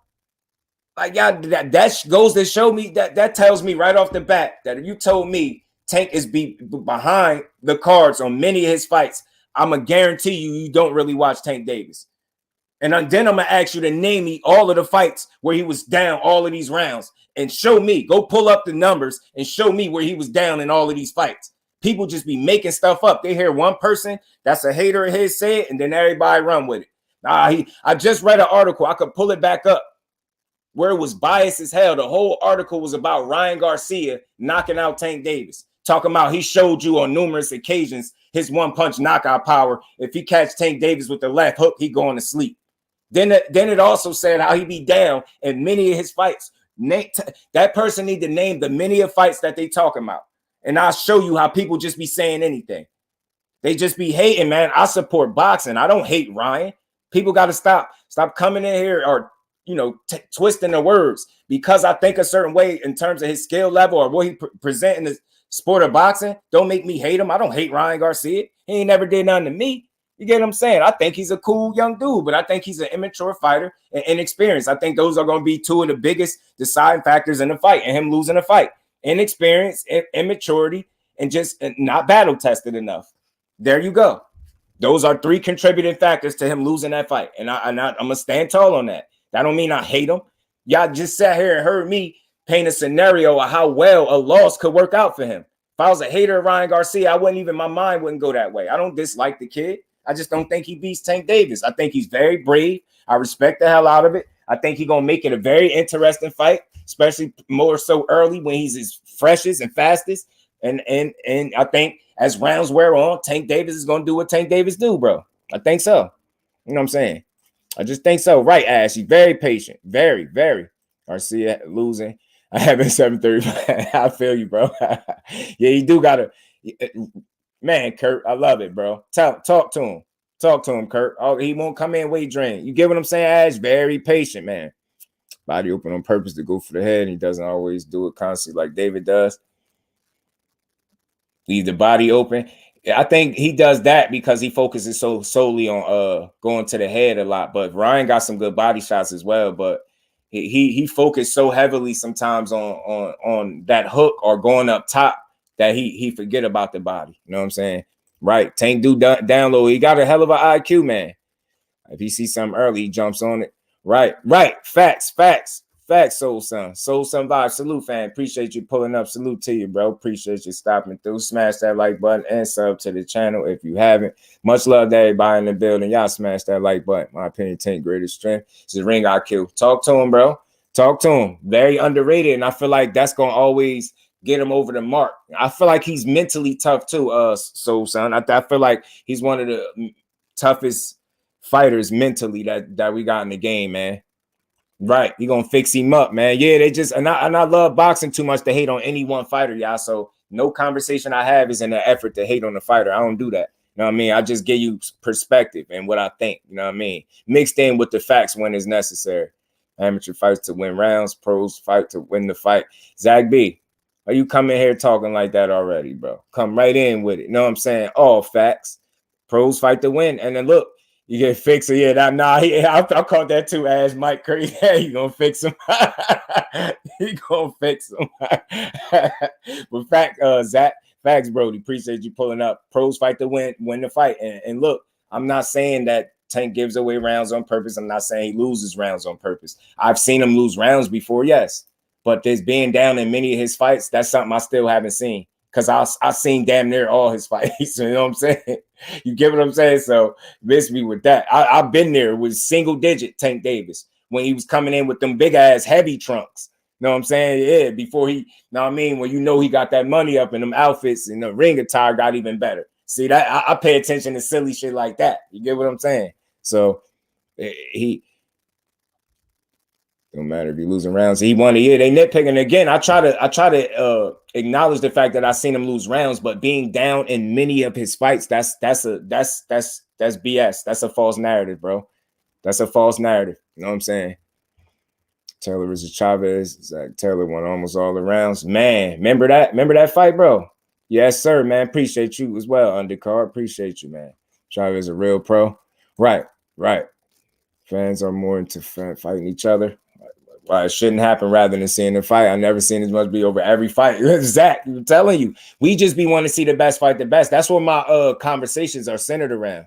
I think Ron need to shed that skin and find out who he really is. Hey, Ash, I'm being this 817. What's good with it, family? How you feeling? You find out a whole lot when you wake up. He going like what 817, like what round it was, what punch it was, who the referee, what's my name, like do you know where you at, like overly patient sometimes that, but I think the thing is with the combination of the two, right? His patience with Ryan's eagerness could spell success early for Ryan, right? But that eagerness also, I think, will lead to his false set of confidence and him being just a bit too brief. And either he walks into something, runs into something, or he's going to be trying so hard not to get hit that he's going to get caught anyway. Because I just made a video. Y'all seen Ryan said tank punches ain't going to hurt him if he could see him.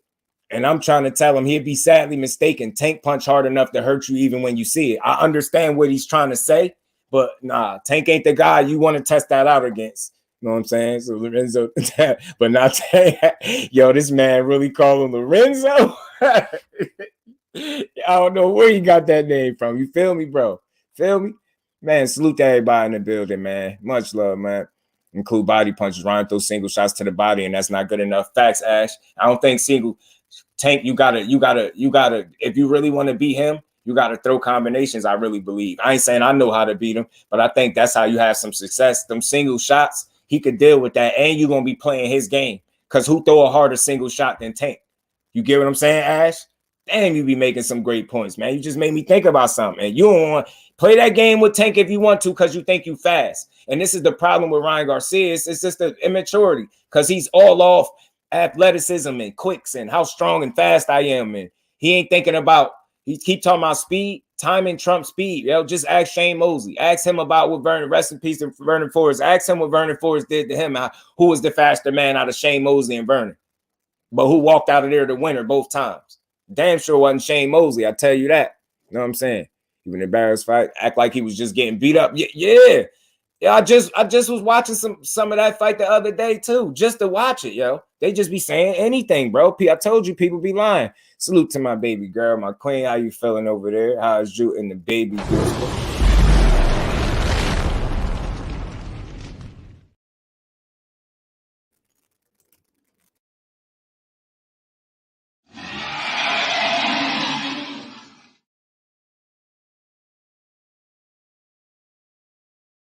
To my baby girl, how you feeling, man? Extra long ass shorts. Remember the extra long shorts 817? That's how long I be watching Tank. Like I be trying to Jake Grant Jr. Salute family. How you feeling, Brody?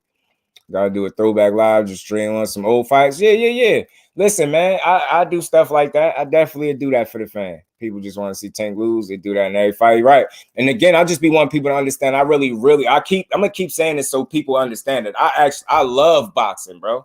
So I don't genuinely root for the demise or the downfall of any fighter. I don't pick no sides. I just pick the person who I think gonna win. There's nothing personal against the guy that I think is gonna lose. He could have another fight, and I'll talk about that his very next fight, whether he win, lose, or draw. I'm just not one of those people. So I don't have, you know what I mean? I just gotta keep saying that because people don't get it. Tag anybody in the meeting. Man, salute to the baby girl. They know. Salute to everybody in the building. Y'all smash that like button one time for you, bro, man. We're gonna cook for a little while longer as well. Trying to go down to that body might be gets Ryan caught. Remember what Rolly punched right before? Absolutely, Kurt. 100%, bro.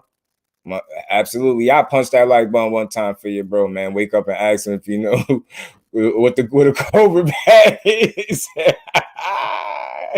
Oh man, and I know how to beat Tank, right? I mean, how you beat him? You know what I'm saying? Value, timing. Yo, I'm telling you, feints, movement, all everything, total package, man. Glad Judah walking into the fight, asking the refs to weird stuff like that. Facts, bro. Oscar says you might need a bat. Yeah, facts. That just goes to show you what that he understands how serious and how dangerous Tank really is, bro. And listen, I like Ryan Garcia, y'all. I don't dislike him. I respect the hell out of him for giving me this fight, for being, you know, on par for delivering this fight. I really do. You know what I mean? Tyson Fury accusing. Yeah, facts. All facts. And it's definitely hypocrisy. And it's BS because, you know, Usyk is a clean fighter. Don't do that to him. 126. Might try to unify. Robisi got a fight coming up, the average someone.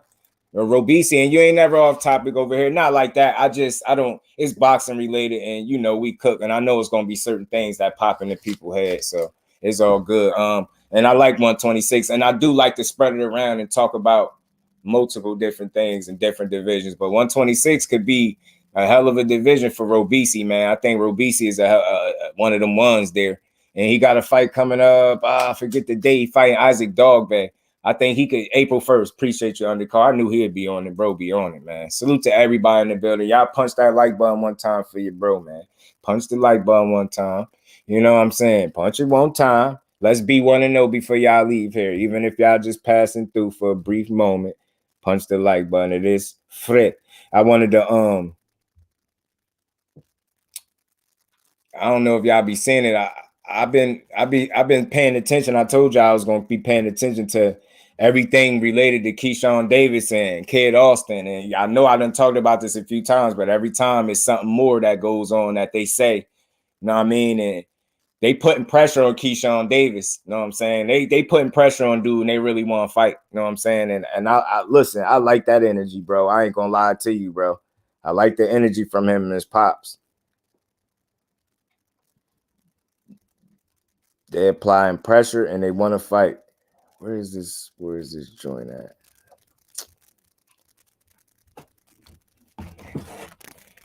I want to see it, man. Yeah, appreciate you, undercard, man. Salute to the Brody Mike Biggs. Y'all sub to my bro Mike Biggs if y'all haven't. Salute to everybody that subs to the content creators. We do appreciate y'all, and we all about growth and building over here. So salute to everybody that's in the building. Y'all smash that like button. We gonna keep chopping it up, man. I'm just looking for this video that I wanted to show y'all.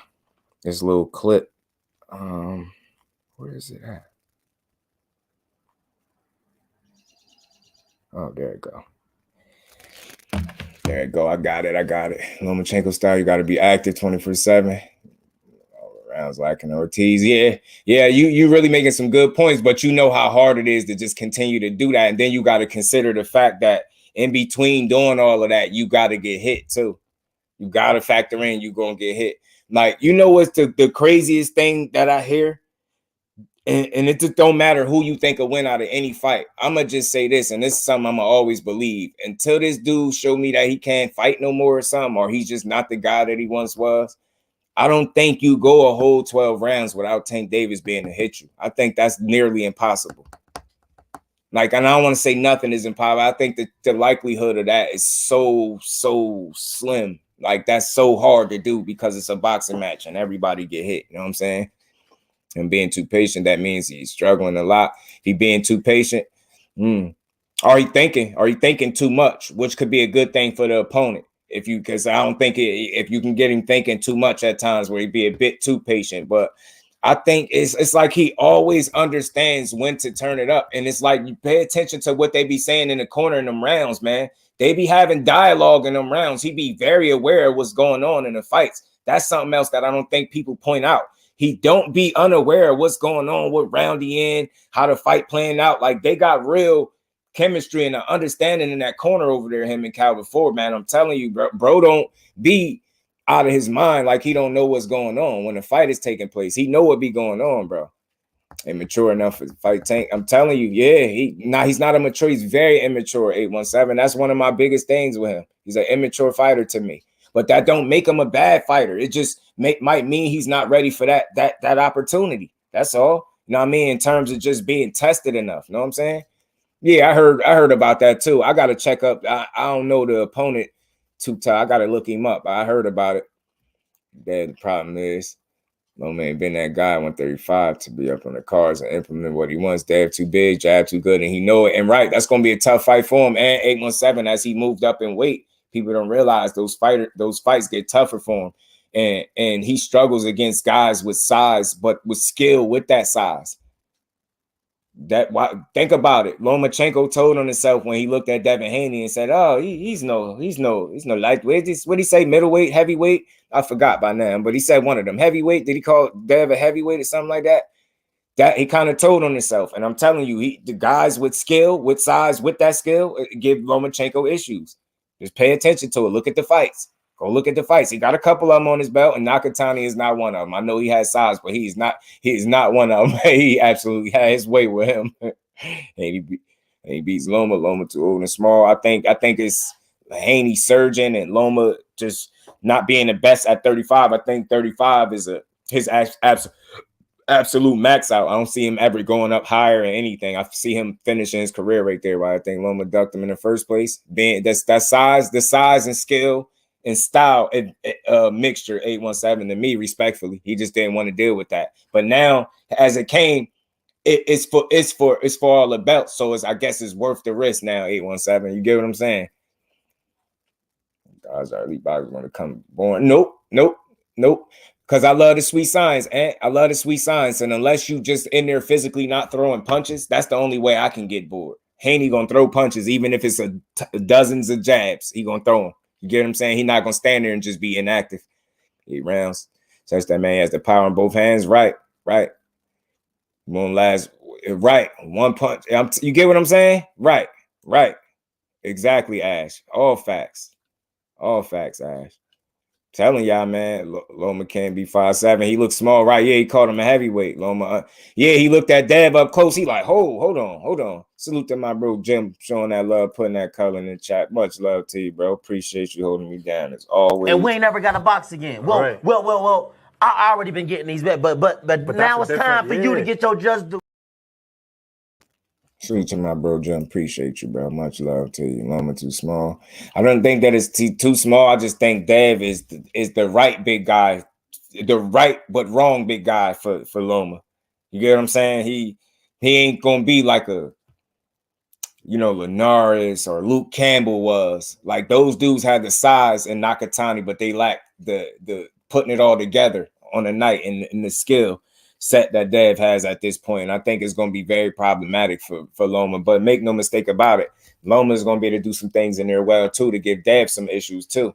But I think Dev is fighting him at the right time. And I'm not saying like right time, like Loma just too old or something like that. I just think, that Dev just surging right now. He got some momentum. You know what I'm saying? And he's been winning. So I just expect him to go out there, and then he got those 2 experiences out the way with Kambosos, so people can make it at what you will, but you learn from every fight, despite the level of opponent, of opposition that you're in there with, you still learn. You get what I'm saying? Don't matter. So if you think that Devin Haney shared the ring 24 rounds with Kambosos and didn't learn anything, and you sadly mistaken. You know what I mean? Smart fighters learn every fight. You learn something in every fight. You get what I'm saying? And I think that's where the point where Dev is at. He's been learning, and I just think he right on point. Salute to my bro Jim one more time. Exactly right. Right. Loma should say super feather. Right. And I respect him for moving up, knowing that the fights got tougher for him. To be about the same height as Tank. Don't he? Or at least an inch taller at that. Like he don't look too much taller than a man. His body open damage. I don't know if it's purposely. It could just be a bad habit that he's doing that. Yeah, because it be what it be too though, Ash. It be the commentary and the matchmaking sometimes. They put guys in there that don't mesh well. The styles, they'll put 2 guys in there that just don't belong in there stylistically, like matchmaker wise. Like the matchmaker needs some improvements. They need to put, different types of styles in there together. They be putting it wrong. And then the commentator makes it a little, you be sleepy and make you a little sleepy. One was surprisingly taller in the Tank. Right. Not much though. Right. Did I hear somebody say KEYSHAWN? Yeah, Kid Austin on his helmet again, baby girl. Kid Austin on his helmet. It ain't looking good for KEYSHAWN, man. KEYSHAWN, Andy Cruz. Yo, where the Hall of Famer been at? Haven't seen him since he lost to JoJo. Always thought he was going to be elite. Oh, Farmer, my bad. My bad. You said where the hell Farmer been at? Supposed to be fighting Mickey Bay, yo. But remember that fight kept falling out. They was on the Broner. They was supposed to fight on that Broner card. Until that fell out, Mickey Bay and Tevin Farmer. So Ted been trying to get that fight for some time. It just seemed like something just get in the way every time and stop it from happening. You know what I'm saying? Diego Pacheco, man, I enjoyed every bit of it. Seeing Diego Pacheco look fantastic last weekend, man.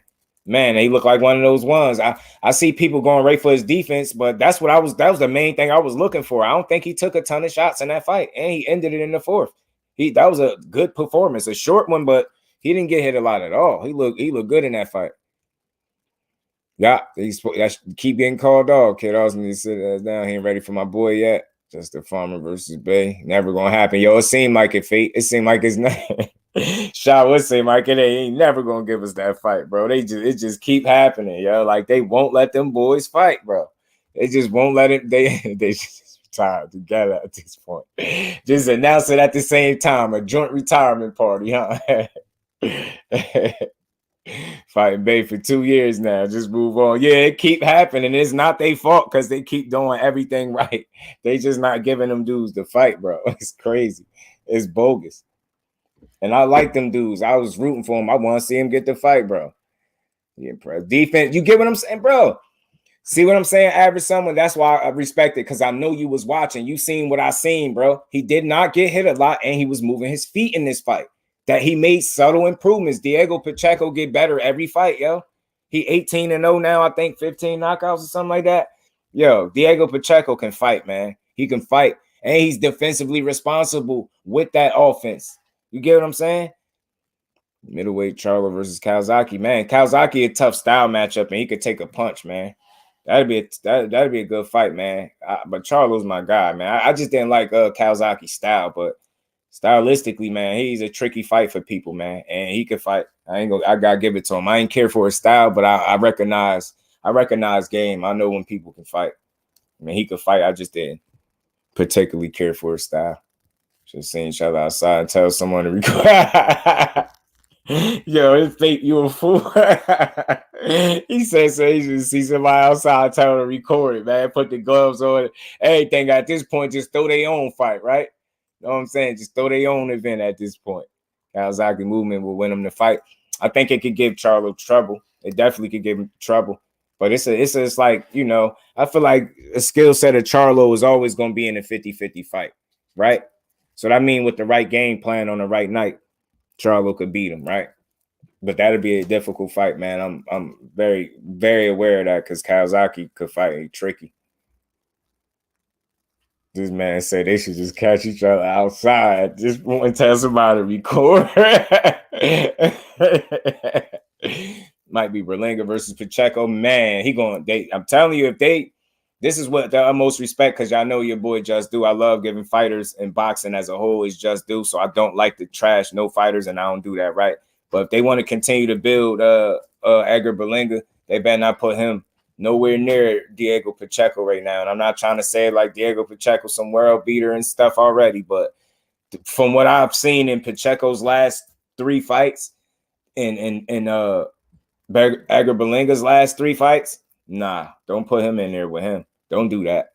That'd be crazy. Like, to me, like, I would think, like, no funny stuff. I would think, like, if they threw Edgar Berlinga in there with Pacheco at this point, based off of what I've seen of Edgar Berlinga the last time, I'm just assume they don't care about him. I'm going to just assume his team don't care about him if they do that. It's 100% certainty. I'm going to just say, they don't care about Edgar Berlinga. And sacrifice him right just like that. You know what I'm saying? They got a ring or something. Tired of the press conferences. Yeah, the press conferences is wild.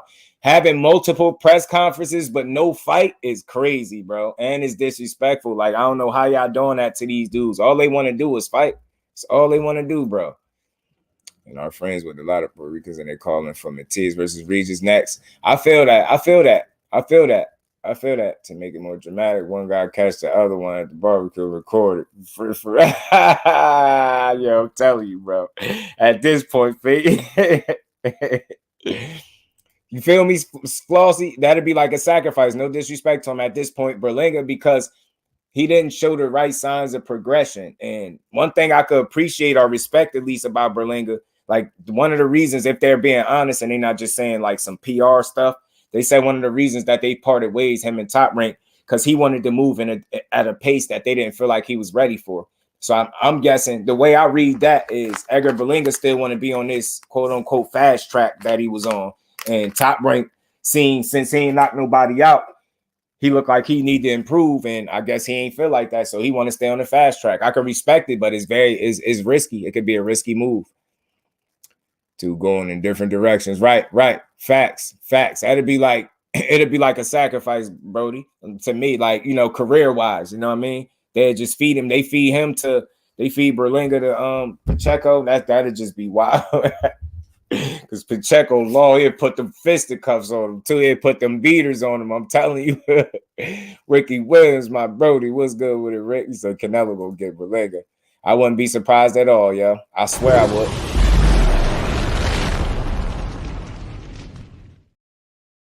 Salute to the fan, man. Much love to the family, man. Appreciate y'all pulling up. Mexico versus PR and in the sale too, right? Quick.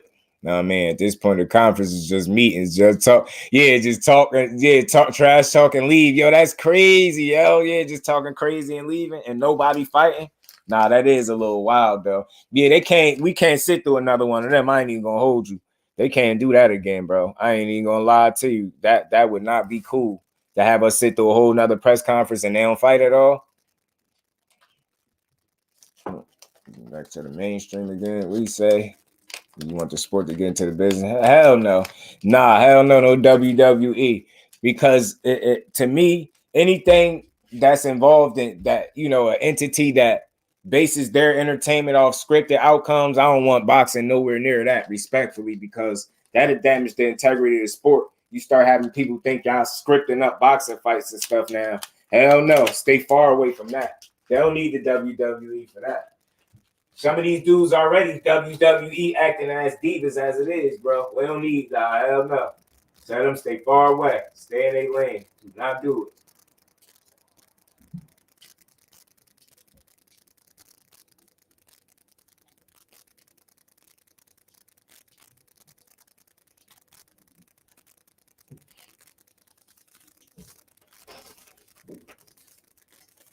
My bad, John.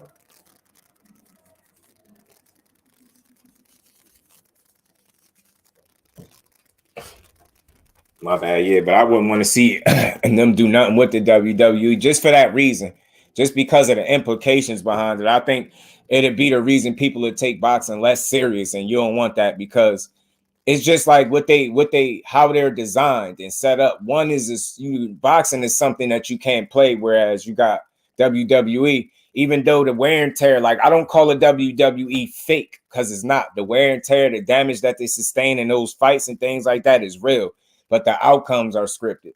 And I don't even want you get what I'm saying? So when you look at boxing being a sport that you can't play, and then WWE being something that, you know, they script, it's like, nah, the two, this ain't for each other to me.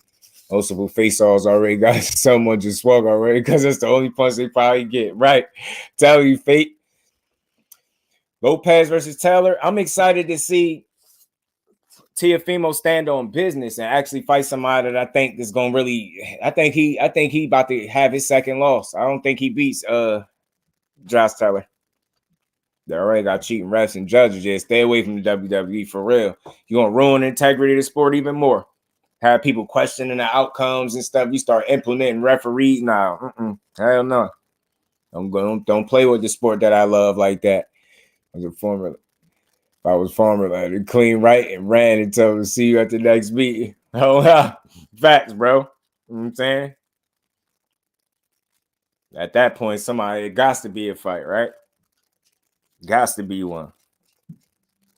And it's crazy because they getting in shape. They doing everything right, crossing their T's, dotting their I's, getting their business squared away. And then it's just like the unthinkable, something that ain't even their fault. Just keep getting in the way of them dudes getting in there and fighting. And it's crazy. It's wild, man. I'm hopeful, man, that them dudes will get a shot, though, an opportunity before they retire. Because That'd just be crazy, man. That's crazy how it kind of materialized and they never got to fight each other. That's just crazy. Tell him make 140 while killing himself. I have him the best at 140. I still, for me, I feel like just talking about promotion. Figured WWE's elite promotion. Oh, you talking about from the promotional standpoint? But I think boxing could do without it. You know what I'm saying? But I mean, it all depends on to what degree, to what facet that it plays a part. You know what I'm saying? Like it just depends. It all depends, I guess. But once I hear WWE, I'm just like, bro, ugh, I don't know.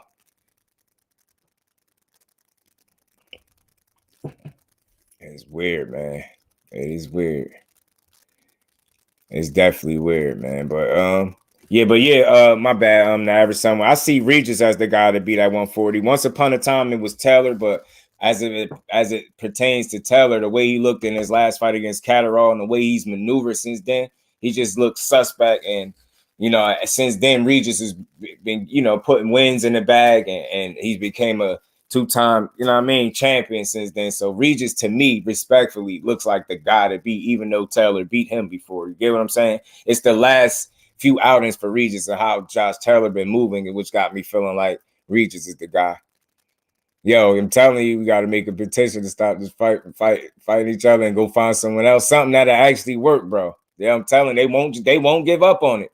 Jay Reddy, my bro. Appreciate you. Can I get my just due? Absolutely, my bro. Much love, much appreciation to my bro Jay Reddy coming in, showing love. And we ain't never got to box again. Well, I already been getting these back, but now it's time for you to get your just due.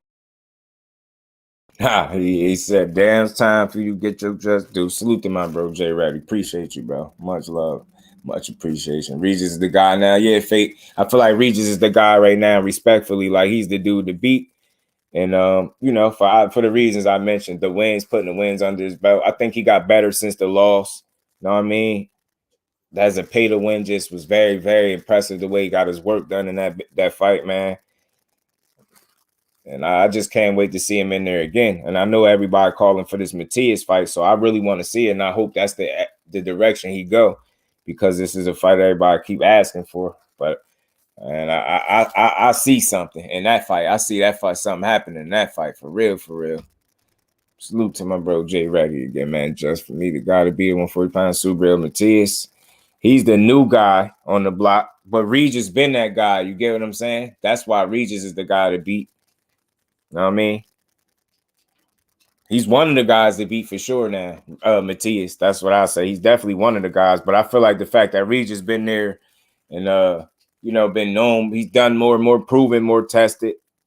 You know what I mean? I feel like it makes him the guy, and they both got one loss equally. You know what I'm saying? So it's just that Prograis lost to an elite fighter in Josh Taylor. Subriel Matias lost to a guy that I don't know what's up with Petros Ananian at this point in his career. I should look it up just to see like what's the deal with the one guy that did beat Matias. And I'm telling you, he still got them same flaws that he had in that Petros Ananian fight. Subriel Matias still have now. That's one thing. That's what I look at. Like, you know what I mean? The difference for me, like I was saying, when it comes to that fight, and this is just my opinion on it, right? Regis is a fighter that can box. I don't know if Matias is a fighter that can box. I'm not saying he can't, but he don't show his boxing skill, don't be on display in his fights as much. His toughness do. His inside fighting, he's offensive, you know what I mean? But he don't show, Regis a boxer. He'll use defense as a priority, whereas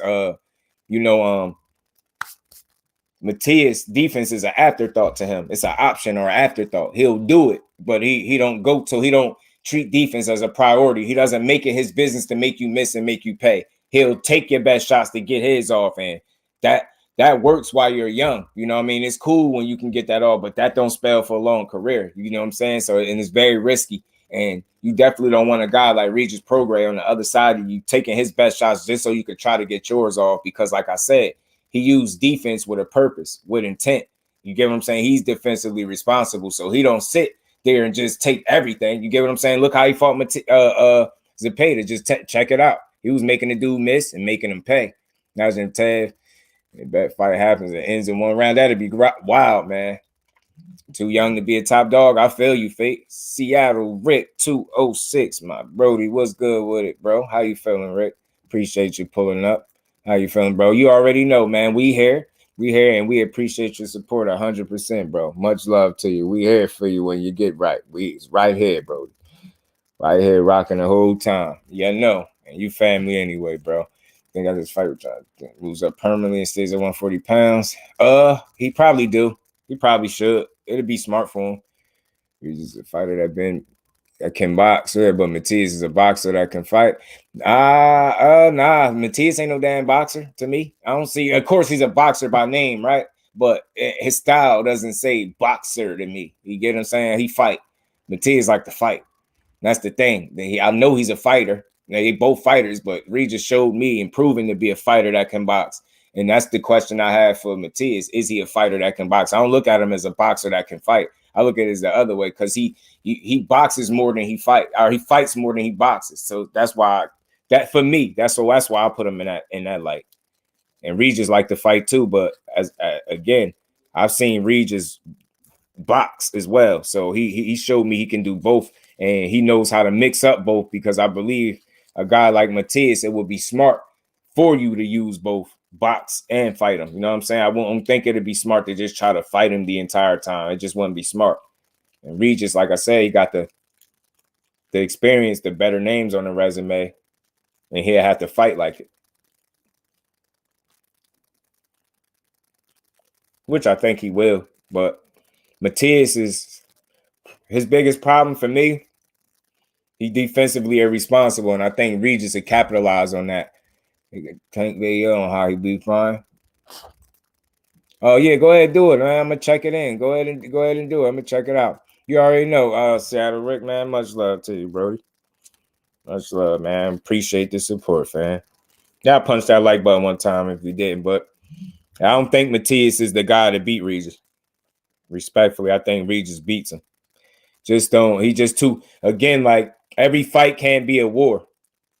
And that's what I be saying with Matias.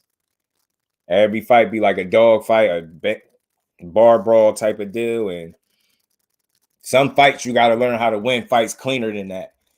And that's where Regis is more polished and experienced at. You get what I'm saying? And that, again, that just won't work. That whole getting in there and trying to outdog Regis. You see how Ponce jumped on him early, and that caught him off guard. Imagine if that was Regis on the other side hitting him with his best shots early in the first round. He probably would stop him. You know what I'm saying? Yeah, Billy Joe talking about fighting Boo Boo, y'all. Yeah, he want to fight Boo Boo, man. Billy Joe want to fight Boo Boo Andre. That's what he said. That's what he said. No, remember, they were supposed to fight before, too. So they got some unfinished business in a sense. So we're going to see. We're going to see what happens. I just want to see Boo Boo continue to get fights and stay active, because I think that's the only way we're going to see the best of him. I think he got to get fights. He can't just fight every now and then. He got to stay active, bro. Billy Pigs recently. Nah. He got some recent joints. Fights that you feel like he's not a great boxer. Not a boxer at all. No, he's obviously a boxer. He got some boxing ability, obviously, right? But just when I watch his fights, I don't see his boxing ability on display as much as I see his toughness on display, if that makes sense. You get what I'm saying? You got to have some type of skill in there, right? His inside fighting, he has some skills. I see him start to, as the rounds wear on, he start to wake up defensively a little bit and start to catch some of the shots off the gloves and elbows and things like that. But he still fight one way to me. You know what I mean? Coming forward, not really trying to set a bunch of traps. He just staying behind that high guard, or he like to get in close and make it a fight. Regis would really box him. I think Regis will outbox him, bro. And dog him when he need to. You get what I'm saying? And I think Matias will always be susceptible to that, because if I'm telling you, go watch the fight where Matias lost against Petrus and Nanya. And he did come back and fight the dude and stop him, but just look at the loss and why he lost. And think about if that's Regis and he being that defensively irresponsible like he was against Ananya. I think Regis got more of a bag too. And at least he showed me that he's more proven too. The reason he crying overweight. Right. Right. See what I'm saying, Ash? Like the walls be closing in, Ash. Billy Joe, yeah, he wild. GGG and Billy Joe was supposed to fight a while ago. Yeah, the GGG mines are retired too. Grad GG conferences call him out to fight. Yo, I'm telling you, yo. GGG gotta go, man. He don't want to fight nobody, y'all. He don't want to fight nobody. Super Ortiz fights the style combination of Esteban de Jesus and Miguel Cotto. I don't know. I had to look at Jesus. What'd you say? What's his name? De Jesus Esteban. I had to check him out, but he just Cotto was more skilled, I think, than Matias, and he showed more boxing ability, definitely. Like Matias is still a pup to a certain degree, y'all. He's just a tough ass pup right now. You know what I'm saying? Like he's just a tough pup. I just don't feel like he the guy to beat Regis because I don't feel like I see him do enough. I see him be a dog in every fight that he in. Like you need that dog, but you need skill, you need IQ, you need to think, you need defense. Regis has shown me a bag. He's shown me the ability to box, make you miss, make you pay. You get what I'm saying? Show me the ability to get in the inside, mix it up if he needs to. So he can dog with you if he need to. But the question, because I believe Matias would be the hang from in the inside if it's a fight, right? I believe he'll be the hang, but how well will he do when it's a boxing match, if that makes sense? Because there's moments in fights like that it be guys in there, when it's chess versus when it's checkers. How is it gonna play out? You know what I mean? And I feel like Regis could force Matias to play chess when Matias rather play checkers. Get what I'm saying? So I think Regis showed to be more of a thinking man in there. Matias really go off, instinct and being young and bravado still. He's still fighting off bravado. Regis is fighting, not with a different kind of bravado. He's fighting with experience and understanding with IQ behind it. I'm not saying dude don't fight with no IQ, but you get what I'm saying? He still fight with that young boy energy to a certain degree. Regis coming there as like a seasoned vet. He approached fights like a seasoned vet. Matias still want to get in there and mix it up and see if I can out dog you. And you get what I'm saying? Like at one point it felt like Regis, think about it. Regis had his point when he was fighting like that, getting in there, just making the fights more physical than they had to be, but still winning. You get what I'm saying? He was fighting like that, but as you get older and them experiences pile up and you get the experience under your belt, you make adjustments. You get what I'm saying? You make adjustments that lead you to last longer. So if Regis would have maintained to being that same guy, like balls to the wall type of mentality, I think he'd shorten his career, and he'd have put himself in a position where he wouldn't even been a 2-time world champion. You get what I'm saying? But as it stands, like him having the different experiences and being more battle tested and fighting the different styles and even having a loss has made him better because he's been able to assess things in his career, be more polished in certain areas, and be, he's still hungry to fight, but he's more, he used more IQ with it. You know what I mean? There's more patience behind Regis attacks. You get what I'm saying? It's a lot more educated pressure and movement and things like that. Like he gets his head off the line with a purpose. You know what I'm saying? Things like that. So Regis is a very seasoned, polished fighter, and I think his approach is what to get him over the hump too. Matias is still that young boy. I want to get in there and go. You get what I'm saying? And that's cool for a while, but you get to a point in your career where you don't want that to be on display for the whole fight. You want that to be your calling card. If you need to use it, you could dog it out with somebody. That doesn't need to be on display for the bulk of the fight, the duration of the fight. You don't want to spend the fight showing people that you're tough, because how do you show people you tough? You're usually taking shots, and a lot of them are taking punishment, and you're able to like fight through it. So that's why having your toughness on display for every fight is not a good thing. And that's where Matias is still at. He got to find balance between the two. He do too much fighting when he should mix it up.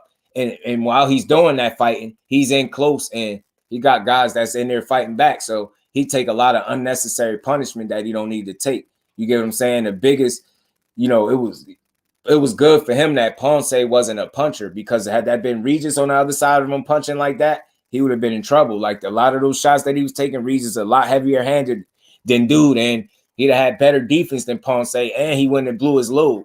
You get what I'm saying? See, that's experience. And that's what Ponce still did, because he's fairly young, I believe. Is he still young? I forget how old he is, but he kind of fought off that young boy energy and went out there, and instead of doing what was best for him, he played into Matias's hands by trying to fight his way. And he wasn't able to maintain the pace, and it backfired bad, and he got stopped. You see what I'm saying? So Matias still got some polishing that he needs to do before he could beat Regis, in my opinion. Miguel's power. Yeah, Miguel Cotto had very good power, bro. I just asked Floyd. Just ask Floyd. Man, he should. He got to go.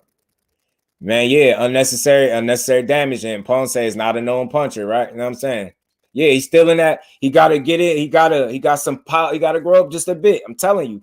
You don't have to have your toughness on display the whole fight. Use that as a calling card. Have that as something that you got. If you need to, you go to. Fight get tough, then you can bite down and get in there and get gritty and fight back and get it done. But you don't need to have that be on display in every single fight for the bulk of the fight. You just taking punishment. Like you on some Provodnikov type stuff. You get what I'm saying? A little bit.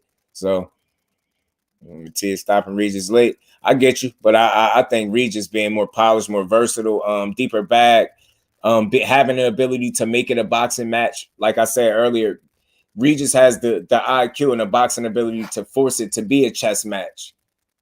He can force Matias, in my opinion, to play chess when he wants to play checkers. But at the same time, you know, with the type of style that Matias got, it's going to be moments where he forced Regis to play checkers right with him, if you get what I'm saying. So it'll be some ebbs and flows, a back and forth fight. But you said Regis and him go to this. I think he might get stopped by Regis because he get hit so much. Bro, Regis went when you say Regis getting KO, fam. Regis KOs Matias in 8 and 9. Right, need that one. Matias versus Regis, right, man. It's a damn good fight, and it's fun to talk about. Right, Fate. All facts, bro. All facts. Salute to everybody still in the building. We're gonna cook for a few more minutes before we get out of here, man. Much love to everybody in the building. Y'all smash that like button. Give me 2 seconds. Let me go grab something to drink. I'm gonna play this clip of Kid Austin, and you know, I'm gonna let y'all know why Kid Austin and KEYSHAWN Johnson should fight. Like this, things like this, when you're putting this much energy into something, just make the fight. And that's not a negative thing. That's not me coming at nobody. That's just I want to see the fight because they doing a lot, so it's fun. You know what I'm saying? It's a good fight. I would love to see it, man. I would love to see it. I'm telling you that him being just balls to the wall, you can't be that in every fight, y'all. You just can't be that. You can't be that. Yeah, but I hope we get it though. Regis admires his work too much at times, Roger. I know what you're talking about, but I think that's when he be feeling good, Roger. I think that's when he be feeling good. Regis do that because he do that when he feel good. If I was to have the elite, yeah, and again, that's why I put things in perspective. And I gotta say, you gotta know that I like Matias. He looked like the shiny new car to bring out and go drive, but that I don't think that's the guy to beat that old school just yet. And I ain't not to call Regis old school, but he older than him. He's more polished and experienced, and that'd be to his benefit and his advantage if they fight. You know what I'm saying? So yeah, you can give Matias a time to develop a little bit, but he's a champion. So, and being a champion, and he calling for Regis. So, you know, ain't ready for the boy KEYSHAWN. Okay, I'm gonna play this video. You know what I'm saying? But good fight. I wouldn't be surprised if put Regis motor to the test. Right. Me too. KEYSHAWN, I know, baby girl. I know how you love you some KEYSHAWN. Salute to the fam. Let me grab this juice real quick, family. Give me 2 seconds, and I'm gonna play this clip from KEYSHAWN and his pops.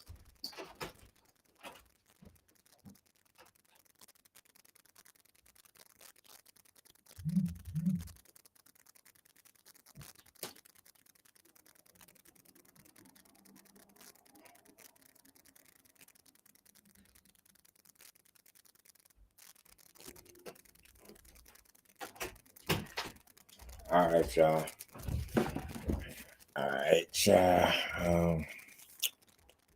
I'm back. My bad. Appreciate y'all being patient with your boy. Let me get this clip up here for y'all. And I like the back and forth, man. It's entertaining. It's entertaining, yo. Like, you know. And again, you know what I like most about this energy that Kid Austin got? He pretty consistent with it. You know what I'm saying? He's pretty consistent. Anybody hearing some static? Or you say you getting static? Anybody else hearing static? But he's pretty consistent with his energy. And then on top of that, hold on, give me a second. On top of that, I don't know why.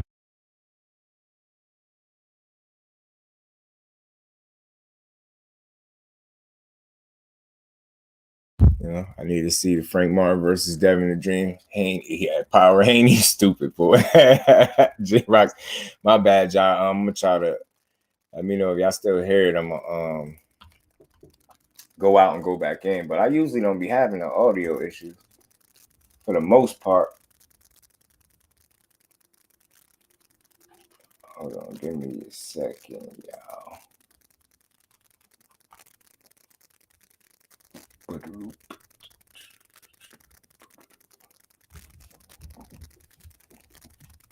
Oh, that's probably why. KJ, slide over, son. Sit up there.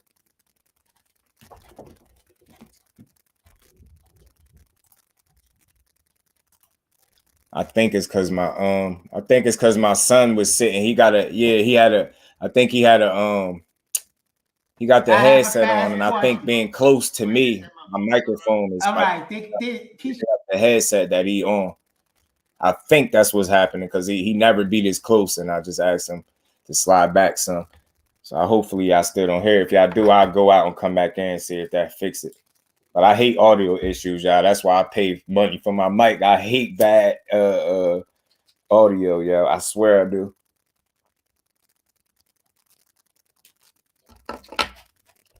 Well, let me play this for y'all. Exclusive. Cam, I have a fast question. All right. Did KEYSHAWN Davis reach out to you with an offer to fight Kid Austin? KEYSHAWN Davis has never reached out to me for anything. That's what I was thinking. We just wanted to know. We just wanted to know. What I'm saying is, like, I saw the comment, like, you said that KEYSHAWN Davis has never reached. The first person I called was you. If he did, there's no. Thank you, Cam. But we can make that fight happen. We could make that. That's what I told him. I told him we could make that fight happen. We'd have to work with Golden Boy, but we can make that fight happen, like, right now. Thank you. Oh, my bad, Ash. That's my bad, John. I'm gonna go out and come back in. Ash, that's the promoter. That's their promoter they're talking to, and he's saying that KEYSHAWN, because KEYSHAWN had.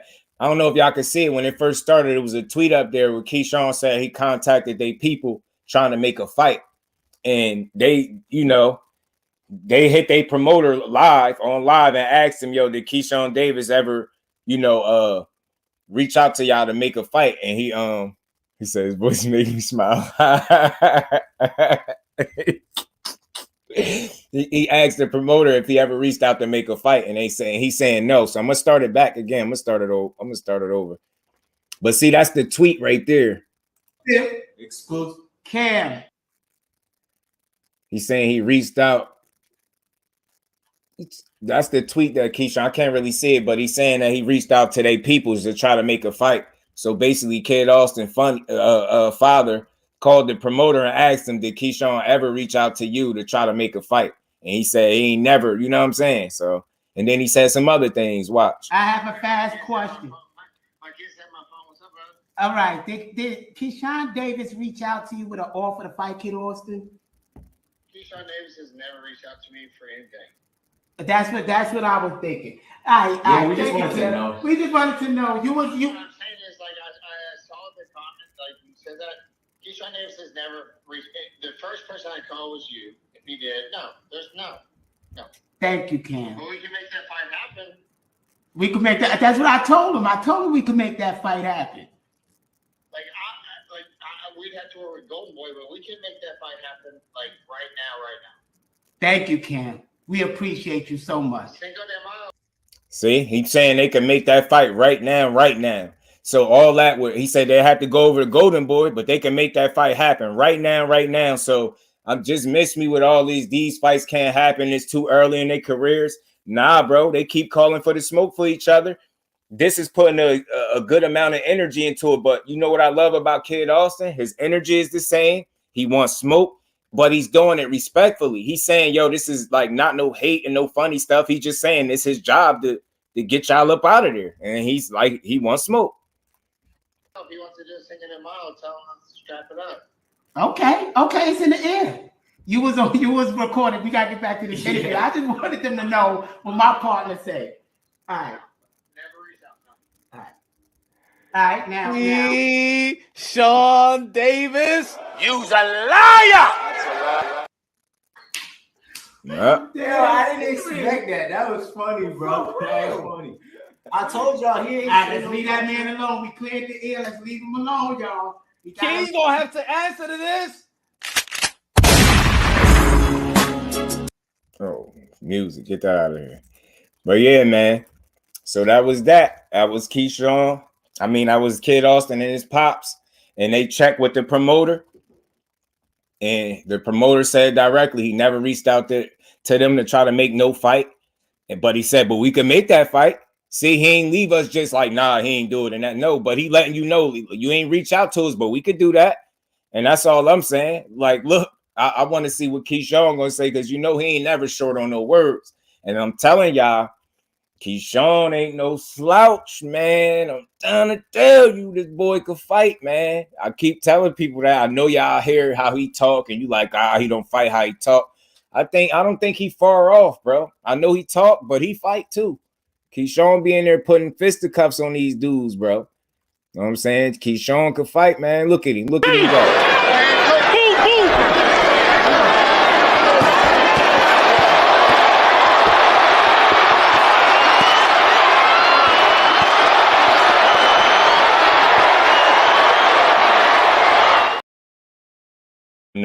He putting them fisticuffs on buddy ass, man. He putting them fisticuffs on bro, man. So look, I just want to see it. Let me get on the phone with KEYSHAWN and tell him that the father-son duo is acting like fools. And his son are alive. Nah, he just called them up. So, and I don't think they clout chasing too. Kid Austin, pull up April 8th. Facts, bro. He on the Tank undercard too. Swinging them hooks. He was letting them things go. I was at that fight too. I was at that fight. I seen that fight live. He beat that dude up. He beat him up. KEYSHAWN was putting them beaters on dude. He was putting fisticuffs on buddy. I'm telling you. Yes, we gonna be there, man. We gonna be in the building. We gonna turn up. We gonna have a good fight night, man. Good fight night. Yes, sir, Mike Biggs. In the building. We gonna have some fun, y'all. We gonna have some fun. Make no mistake about it, we're going to have some fun, man. But they claiming, Frank Warren claiming that this Tyson Fury fight is on. Tyson Fury claimed so too. He said he about to go into training, say he about to get off social media. So they claiming April 29th is a real date for them too. I just wanted to throw that in there before we got out of here. Man, you crazy. Say he going to be sitting in that same chair with his dad, listening to his dad tell him lies. KEYSHAWN not ready for you, brother. Yeah, man. KEYSHAWN Davis is a real fighter, y'all. He ain't no slouch. He ain't no I don't think he no run-of-the-mill fighter. I don't think he no hype.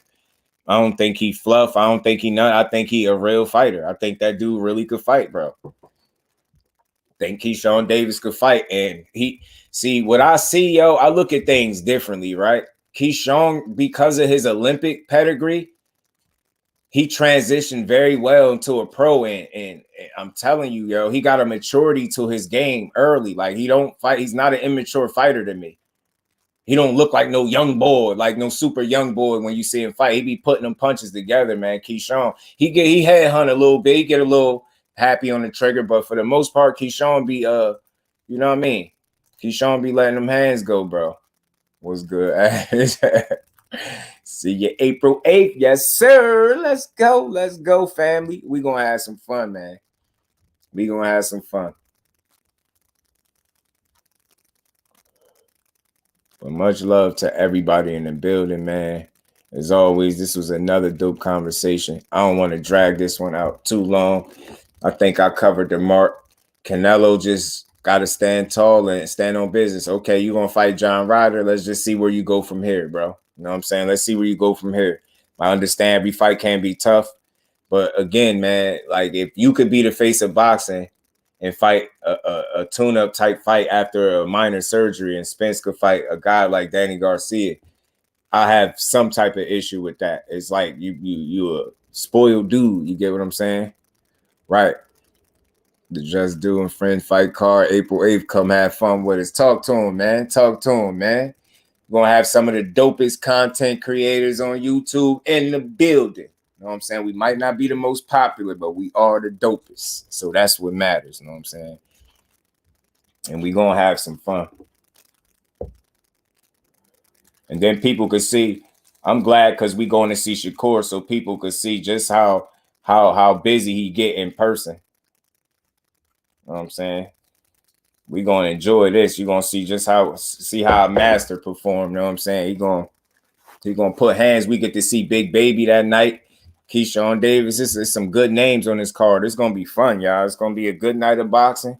And we're going to enjoy it. And we're going to have some family in the building. I'll be forgetting about my camera. Pardon me, y'all. I'm going to stop having y'all staring at my avatar, man. Pardon me. I'll be forgetting. Y'all be back here chilling.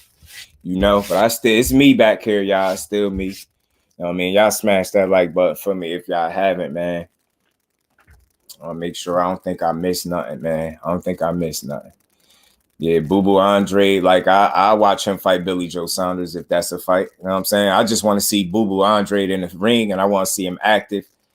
So he could look the way I know he can look. You know what I'm saying? I think I just don't want to see boxing get the best of him and somebody beat him because he ain't being active and, you know what I mean, he ain't staying sharp. Because, you know, in boxing, you say it's already a young man's game, and as it stands, he getting up there in age, so he needs it's imperative that he stay active, man. You can ill afford another layoff. The goal is to look better and better each time out. And I feel like at the stage that he's at the age he's at, the point of the career that he's at, it's very key. It's vital for him to stay busy and not have layoffs in between fights. He need to stay busy, stay active, keep fighting. Hey, listen, look at her. Now you go with your fine tail self. You know it. I gotta keep the gun. I'm trying to keep the firearms, you know what I mean, off the camera. You know what I'm saying? It's a little dangerous out here. You know what I'm saying? But yeah, any fight where Boo Boo could perform, I want to see it, man. You know what I mean? And hopefully he get the big fights. But I would definitely like to see him get another fight before he get those big fights. You know what I'm saying? Just to shake off some more ring rust, man. Because I think Boo Boo some people need to put more respect on his name, man. Again, you know, those big layoffs catch up to you. You can't just keep being rusty and then jumping in the ring, and you're not going to look your best. And the fact that he was able to win pretty much every round and not be at his best says a lot about him. I think that's where people fall short of the assessment with Boo Andrade. Because he didn't have the best performance, people are blinded by the fact that he still pretty much won every round and didn't even look his best. So if that's me on a bad night, I'll take it. You get what I'm saying? So imagine what he'd look like on a good night. If he just won every round on a bad night, not looking his best, what you think he could do looking his best? How good do you think he could look or dangerous he could be when he looking his absolute best? So I think it's only fair to ask that question. That's a fair question. You know what I'm saying? And again, it's about staying active and busy. He can't fall by the wayside, bro. He can't afford to fall by the wayside. He can't do it. He can't do it. He gotta find a way, bro. He gotta find a way to stay active, stay busy, and get meaningful fights that matter. You know what I'm saying? Fights that he really get up for the challenge so you can see the absolute best that he have to offer. You know what I'm saying? And he can make the most of what's left of his career. You know what I mean? He has some self-inflicted wounds, some bad advice, some bad management and things like that going on. So it's just important for him to make every decision from this point count. You got to make it count. Like he even know that. He getting older, so you got to make it count, bro. Got to make it count. Because you can't afford no slip-ups for him to get to where he want to get. They're not going to give him too many. He's not going to have too many bad nights in the office. You can't afford to like have a bad night and lose, because then they're going to use that as an excuse right off the bat not to give you a meaningful fight. So, again, it's important for Boo Boo to stay active, man. Stay active, stay busy, and keep fighting, bro. Right, undercard. He was, bro. He was. And I listen, bro. I heard people say they not giving him that. They don't care. They're not trying to hear he came off a layoff. He still was supposed to knock the dude out and do all this. People said that. They don't care how long it's been. They don't care if it's a new weight class. They don't care if he was coming off an injury. All of these things, none of that matter. He's still supposed to. So that to me is a bit unrealistic. But at the same time, it kind of tells me the standard that y'all know Boo Boo can perform at. Because why else would you hold a guy to a standard that he's unable to perform at? It's a reason why y'all said he looks so bad, because you know how he looks when he's good. You know that. So, you know what I mean? I understood it to a certain degree, but I think you still got to give a guy more credit that's going in a new weight class, coming off a long ass layoff and injuries. You gotta factor those things into the performance and how he looked. You can't just say none of those things matter. That just sounds crazy. You know what I'm saying? That don't make no sense. And then you factor in the age as well. 34, 35, about to be 35, one of them. So dude ain't no spring chicken, bro. It ain't no spring chicken. You seen how Tony Harrison just looked at 32 years old. You get what I'm saying? So you just gotta give him more credit than that, man. He did his thing. He did his thing. He did his thing. Next day, I try to see no muscles, man. I'm trying to keep the guns off the camera, Mike, man. She be trying to get me to flex on him, man. I be saying, nah, I don't want to do it. You know what I'm saying? But yeah, man. So April 8th is gonna be a great night for us, man. We're gonna enjoy it. But look, Kid Austin, Floyd Schofield, senior and junior, keep applying that pressure, bro. Keep applying that pressure. At some point, they gotta respond, right? They gotta give you the fight at some point. You know what I'm saying? And I would love to see it. I'd like to see him and KEYSHAWN mix it up. Like I said, it'd be a damn good fight. Keys to the game, boxing. What's good with my bro? How you feeling? Appreciate you stopping through. I was just in here wrapping up another dope build with the family. You know what I mean? Just another dope conversation. Again, hopefully it's a conversation that y'all didn't hear 10 times before y'all got here. I mean, I do put a lot of thought into the things I do talk about. So I just try to make sure y'all always got something different to hear and not the same exact thing over and over. You know what I'm saying? Man, salute to you. Safe travels, Keys. Safe travels, bro. Appreciate you pulling up as well. But yeah, Kate Austin and his pops keep applying that pressure. I ain't got no sucker in KEYSHAWN Davis. I think he a real fighter. I know he a real fighter. I seen him fight, and I think he only gonna get better. I think he trained with the right people. I think he put hard work in, but I think he putting the right work in. I don't think if people are looking forward to him losing, you gonna be waiting for a while, in my honest opinion. KEYSHAWN ain't gonna lose no time soon to me. I mean, not no time in the near future. Not right now. None of these guys. Think what you want, but that dude could fight. Trust me. Ignore what he say and pay attention to how he fight. The dude got some hands, man. He's smart and he crafty in there. So people gonna see it, man. You just gotta keep putting them wins in the bank, man. Keep putting them wins in the bank and keep doing your thing, and they're gonna have to respect it. You know what I'm saying? They're gonna have to. They're gonna have to.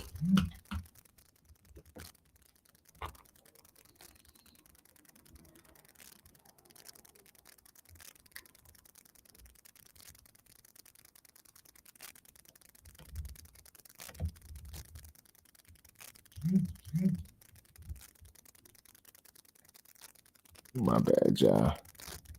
Salute to everybody in the building. Much love to the family. Like I said, man, I'm not going to drag this one out too much longer. It's been another dope build, another dope conversation, and we're going to keep applying this pressure and putting out this content. Hopefully Tyson Fury and Alexander Usyk got a date. Hopefully that April 29th date is a real one.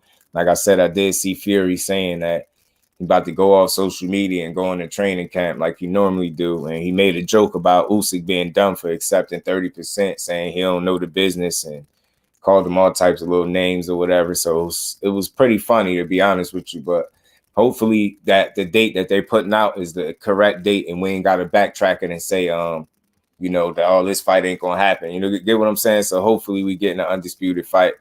Hopefully, you know, the powers that be make this fight happen, because the undisputed fight need to happen at the heavyweight division. There's no reason that we don't have one champion right now at heavyweight. It's either going to be Usyk or Tyson Fury at this point. So may the best man win, but I'm not rooting for Tyson Fury for obvious reasons, man. I ain't no hater, but I'm not rooting for him. I rock with Usyk. I like the way he carried it. He a real champion. He's the epitome of a true champion, and that's why I root for him. Tyson Fury, we know the story with him, from being a drug cheat to, I mean, just being a cheater in life, period. So I just don't subscribe to that. I can't rock with it or support it. I still don't hate on him. It's gonna be what it's gonna be. May the best man win, but I'm rooting for Usyk to pull it off, and I hope he do. You know what I'm saying? So hopefully April 29th is the date for the undisputed fight between Fury and Usyk. I want to see it, and I hope that's you know, they make it happen. And as far as Boo Boo, man, like I want to see him back in the ring. So if it's against Billy Joe Saunders, like I said, I'll watch it. Anything to keep him active and keep him from having another layoff, so we can see the best possible version of him. Because that's the only way he gonna perform. He gonna be able to perform at the level he need to compete with the Sharks at 168. We're being honest, like you can't. You know, even though that your last performance, you pretty much won every round, but you're not gonna beat the elite level guys having that type of performance, in my opinion. And the way you get over that hump is you get right back in there and you stay active and you fight a meaningful fight, or a fight that makes sense, that can, you know, you're gonna get up for, and you're gonna go out there and fight. Because I think he has a habit of fighting to the level of his competition at times. You know what I'm saying? So I just want him to take the right kind of fights, like I said, that he could really mentally and physically get up and prepare for, and go out there and perform, man. Because Boo Boo is definitely one of the better talents in boxing. Despite what people try to say about him, he is one of those dudes. And like I always said, if he wasn't solid, if he wasn't a good fighter, somebody would have beat him a long time ago. You know what I'm saying? Somebody would have been beat him. You know what I mean? So I hope he keep pushing, and I hope he stay active. I want to see the fights. You know what I'm saying? I really do. And hopefully we, at the Tank and Ryan fight, we can see more of these cross-promotional, cross-network type of fights. You know, hopefully we could see a Charlo and a Munguia. You know what I'm saying? Maybe he is willing to, Oscar De La Hoya willing to take Munguia off the leash, so to speak. I mean, because if you look at it, I mean, he took Zordo off the leash, even though he fell short. Took him off the leash against Beaver. That worked out bad for him. He taken Ryan Garcia essentially off the leash against Tank Davis. So, like, what you got to lose? You might as well take Munguia off the leash and put him in there with a meaningful fighter too. And while you at it, go make a meaningful fight for Virgil Ortiz. Well, Virgil Ortiz kind of got that with Stan Jonas, right? So there's that. So maybe this Tank and Ryan fight might really open doors that people are not yet talking about, or maybe they're not hopeful that it will open these new doors, but I think it could, because I'm an optimistic, glass half full type of person. So I feel like this fight between them could be a prime example of how fights get made, cross promotion, cross networks, all that good stuff. So again, I'm just not accepting no excuses as to why fights can be made, especially after they make this Tank and Ryan fight official and they get their business squared away. So again, man, salute to everybody in the building. Salute to my bro BC, Keys to the Game, Undercard, my baby girl, Mike Biggs, Cuzzo, Ashley Corner, and everybody else. Much love to y'all. Much appreciation, man. We gonna keep building, man. But y'all make sure y'all enjoy the rest of y'all night. And we gonna be right back at it tomorrow, 4 o'clock. You know, like I said, I'm staying in this time slot, y'all. So we gonna keep building, man. But with that, we gonna get up out of here. Peace, fam.